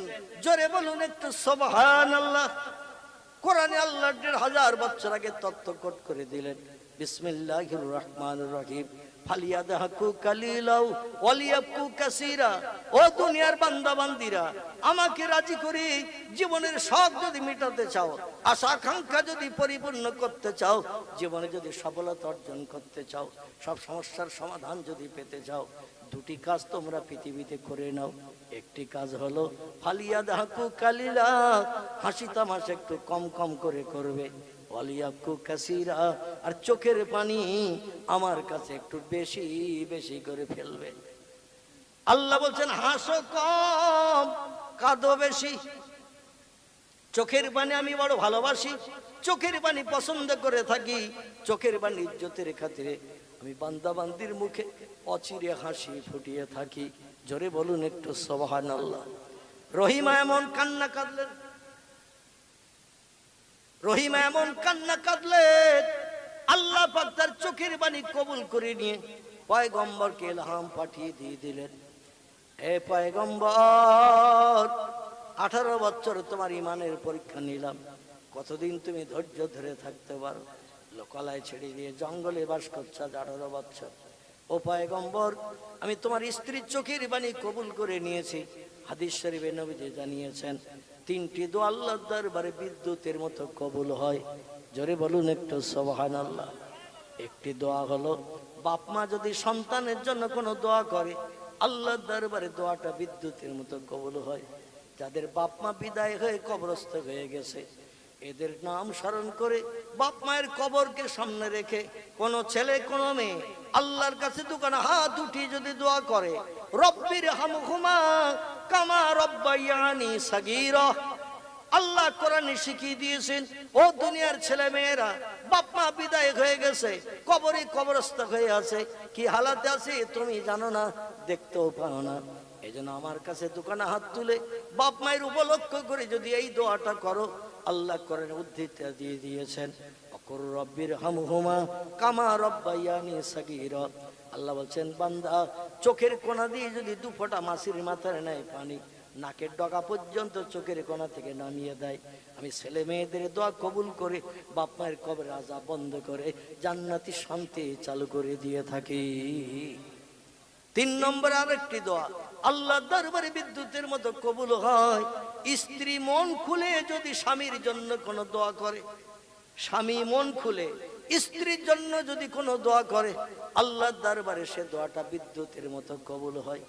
রহিমা এমন কান্না কাঁদলেন, আল্লাহর কাছে হাত তুলে দোয়া করলেন, আল্লাহর আরশ পাক থরথর করে কেঁপে উঠলো। আল্লাহ ডেকে বলে আইয়ুব তোমার স্ত্রীর চোখের পানি আমি আল্লাহর সহ্য করতে পারছি না। ও আইয়ুব তোমার স্ত্রীর চোখের পানির মূল্য দেব। ও আইয়ুব জমিনে যেখানে তুমি জঙ্গলের ভিতরে দাঁড়িয়ে রয়েছ, তোমার ডান পাটা একটু উঁচু করে গোড়ালিটা জমিনে একটু লাগিয়ে দাও, ডান পাটা উঁচু করে গোড়ালিটা একটু জমিনে লাগিয়ে দাও। পয়গম্বর বলে টোটাল বডি সব দগদগে ঘা, আমার পা লাগানোর মতো ক্ষমতা নাই। আল্লাহ ডেকে বলে আইয়ুব তুমি লাভবান হবে, ডান পাটা উঁচু করে একটু জমিনে তোমার গোড়ালি লাগাও। পয়গম্বর বলে আল্লাহ দরদাল আমার ঘাওয়ালা পা জমিনে লাগালে কি লাভ হবে আগে বলেন, আমি আগে শুনবো কি লাভ হবে। যদি লাভ আমার পছন্দ হয় তাহলে পা উঁচু করে গোড়ালিটা লাগাবো, আর যদি লাভ আমার পছন্দ না হয় আমি আর বেকার পা লাগিয়ে আমার পায়ে দরদ লাগাতে চাই না। আল্লাহ ডেকে বললেন আইয়ুব জমিনের থেকে পা উঁচু করে গোড়ালিটা লাগালে ওইখানে জমিন ফেটে মিনারেল ওয়াটার স্বচ্ছ পানি বার হবে। জোরে বলুন সুবহানাল্লাহ।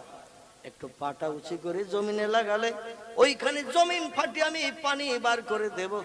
পয়গম্বর বলে আল্লাহ এই জঙ্গলের ভিতরে একটু পা লাগালি জমিন পেটে পানি বার হবে, তো 18 বছর সারাদিন আমার কেন পিপাসায় রেখে দিলে?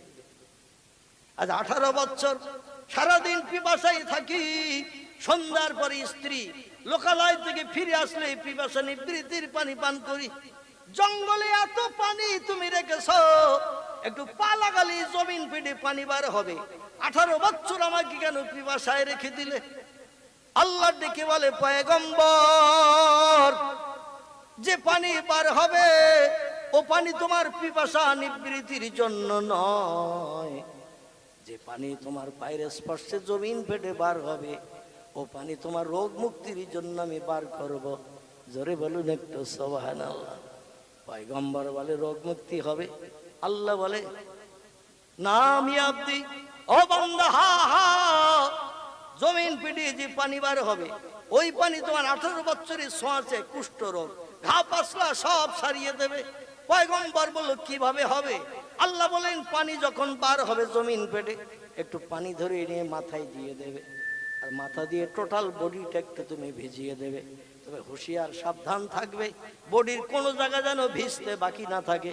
যেখানে ভেজবে না সেখানকার কুষ্ঠ রোগ মরণের দিন পর্যন্ত সারবে না। টোটাল বডিটা ভিজিয়ে দাও, এক মুহূর্তের ভিতরে তোমার 18 বছরের ছোঁয়াচে কুষ্ঠ রোগ বিনা ঔষধে বিনা দাওয়ায়ে বিনা ট্যাবলেটে একটু পানি ঢেলে দিলে আমি আল্লাহ কোন শব্দ ব্যবহার করে তোমার ছোঁয়াচে রোগ থেকে মুক্তি দিয়ে হারিয়ে গেছে বাদশাহিত্ব, বাদশাহিত্ব ফিরে পাবে, হারিয়ে গেছে রাজিত্ব, রাজিত্ব ফিরে পাবে, হারিয়ে গেছে বিবি, বিবি ফিরিয়ে পাবে, হারিয়ে গেছে ছেলে মেয়ে সব ফিরিয়ে পাবে, হারিয়ে গেছে পয়গম্বরী আবার সব তুমি পেয়ে যাবে। নারায়ে তাকবীর। তাহলে পয়গম্বরের জীবনে আল্লাহ কোরআনে কোট করেছেন, আল্লাহ জমিন ফাটিয়ে পানি দিলেন, ছোঁয়াচে রোগ থেকে মুক্তি পেলেন। তাহলে আমরা সে আল্লাহর উপরে তাক্কাল করলে আল্লাহ আমাদের দেবেন না? দেবেন না? সব নবী নবীর উম্মতের থেকে উম্মতে মুহাম্মাদীদের মর্যাদা বেশি না কম? মর্যাদা বেশি। কিন্তু দুর্ভাগ্য বিজ্ঞানের প্রযুক্তির যুগে আজকে যন্ত্রপাতি মেশিন পাওয়ার কারণে ভুলে গেছি কোরআনকে, ভুলে গেছি প্রিয় নবী মুহাম্মদ রাসূলুল্লাহর জীবন আদর্শ, তার জবানিকে ভুলে গেছি, আল্লাহর পয়গম্বরদের জীবন ইতিহাসকে। আমরা সেদিকে যদি আবার দৃষ্টি নিক্ষেপ করি ইনশাআল্লাহ আমাদের কোনো ডাক্তার মাস্টার বুদ্ধিজীবীদের কাছে হাত পাততে হবে না। আল্লাহর কোরআন কিয়ামত পর্যন্ত আমাদের সফলতা দান করবে। সকলে বলুন আমিন। আমার ভাইরা, আজকের এই প্রোগ্রাম কর্তৃপক্ষরা ইন্তজাম করেছেন, পাশে কবরস্থ ব্যক্তিরা আছে, তাদের আত্মার কল্যাণের জন্য দোয়া মাগফিরাত কামনা করা হবে। আমি আপনাদের নিয়ে মিলাদ ক্যাম্প পূর্বেই করে নিয়েছি। দেখতে দেখতে রাত অনেক হয়ে গেছে, 12:30 পৌনে 1টা হয়ে গেছে। দোয়া সবরেসানি করতে হবে। এজন্য আমি আপনাদের কাছে বলবো, কর্তৃপক্ষের এবছর সুন্দর একটা ব্যবস্থা করেছে। ব্যবস্থা বলতে তারা তাবারুক করেছেন খুব সুন্দরভাবে। সমস্ত পাড়ায় বাড়ি বাড়ি সন্ধ্যার আগে সব তাবারুক পরিবেশন করে এসেছে মেয়েদের কাছে। এখন আগামী বছর এই প্রোগ্রাম হবে না এবছর শেষ? আগামী বছর হবে না এবছর শেষ? যদি আগামী বছর হয় তাহলে আমি একটু ভিক্ষুক সেজে আপনাদের কাছে দুখানা হাত একটু লম্বা করব। লম্বা টাইম নয়, খুব সীমিত টাইমের জন্য এই হাত দুখানা লম্বা করব। যে হাত দুখানা আল্লাহর কাবা ঘরের দেওয়ালে আল্লাহ 86 দিন ঘষার সুযোগ দিয়েছেন। কাবার দেওয়ালের জান্নাতি পাথরে 13টা বারে হাত দুটো ঘষার সুযোগ দিয়েছেন। নবীজি রওজা মুবারকের গ্রিলে 34টি দিন হাত দুটো আল্লাহ ঘষার সুযোগ দিয়েছেন। জমজম কুয়ের পানি দিয়ে হাতের ময়লা ধুয়ে আল্লাহ ঘরে ফেরার সুযোগ দিয়েছেন। এ হাতে বিড়ি ধরি না, সিগারেট ধরি না, তিরঙ্গা খৈনির প্যাকেটে স্পর্শ করি না, পানের খেলিতে হাত দিই নাই। 36 বছর হলো চায়ের কাপও হাত লাগাই নাই। আমার ভাইরা, সেই হাতিকে একটু হাত লাগানো যাবে, তবে খালি খালি নয়। 20, 50, 100, 200, 500 যার যেমন পারকতা ক্ষমতা আছে টপ টপ করে আসতে হবে। আর আগামী বছরের তাবারুকের জন্য একটু প্রতিশ্রুতি দেন। পকেটে পয়সা নাই, গ্রামবাসী পাড়া প্রতিবাসী একটু প্রতিশ্রুতি দেন টপ টপ করে। 1 বস্তা চাল, 1 বস্তা আলু এবং ডাল, তেল, যার যেমন পারকতা ক্ষমতা আছে। গরিব এতিমের বাচ্চারা খাবে। হাসরের মাঠে আল্লাহ প্রতিদান দেবেন। 50,000 বছরের লম্বা দিন সূর্যের রৌদ্রে আল্লাহ জান্নাতে নেয়ামত বরাদ্দ করবেন।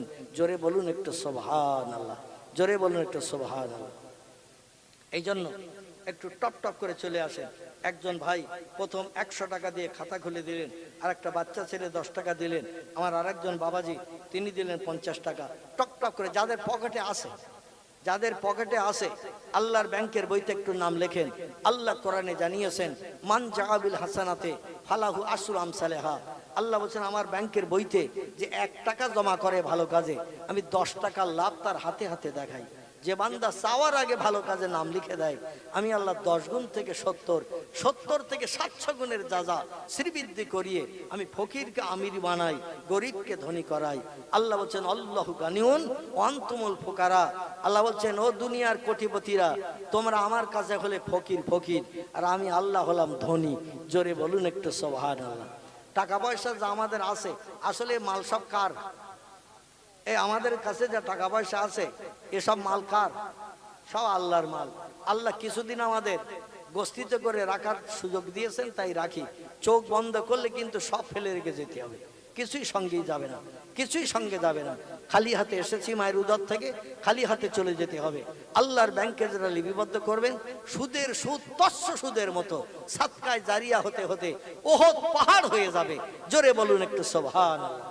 আসুন আমার ভাইরা, যুবক ভাইরা, বাবাজিরা, কত টাকা কত দিকে বন্ধু বান্ধবের পিছনে খরচ করে ফেলেছো, আল্লাহর ব্যাংকের বইতে আজকের একটু নাম লিখে দাও। পিরানে পীর দস্তগীর মহিউদ্দিন আব্দুল কাদের জিলানী রহমাতুল্লাহের ওফাতের মাস। তিনি কবরে যে আল্লাহর কাছে যা দাবি করেছিলেন, আল্লাহ তার দাবি কবুল করেছিলেন। আজকে সেই ওফাতের মাসে আমরা আল্লাহর কাছে একটু দাবি করব, বড় বীর সাহেবের ওসিলা করে আল্লাহ আমাদের দাবিগুলো যেন কবুল করেন। নারায়ে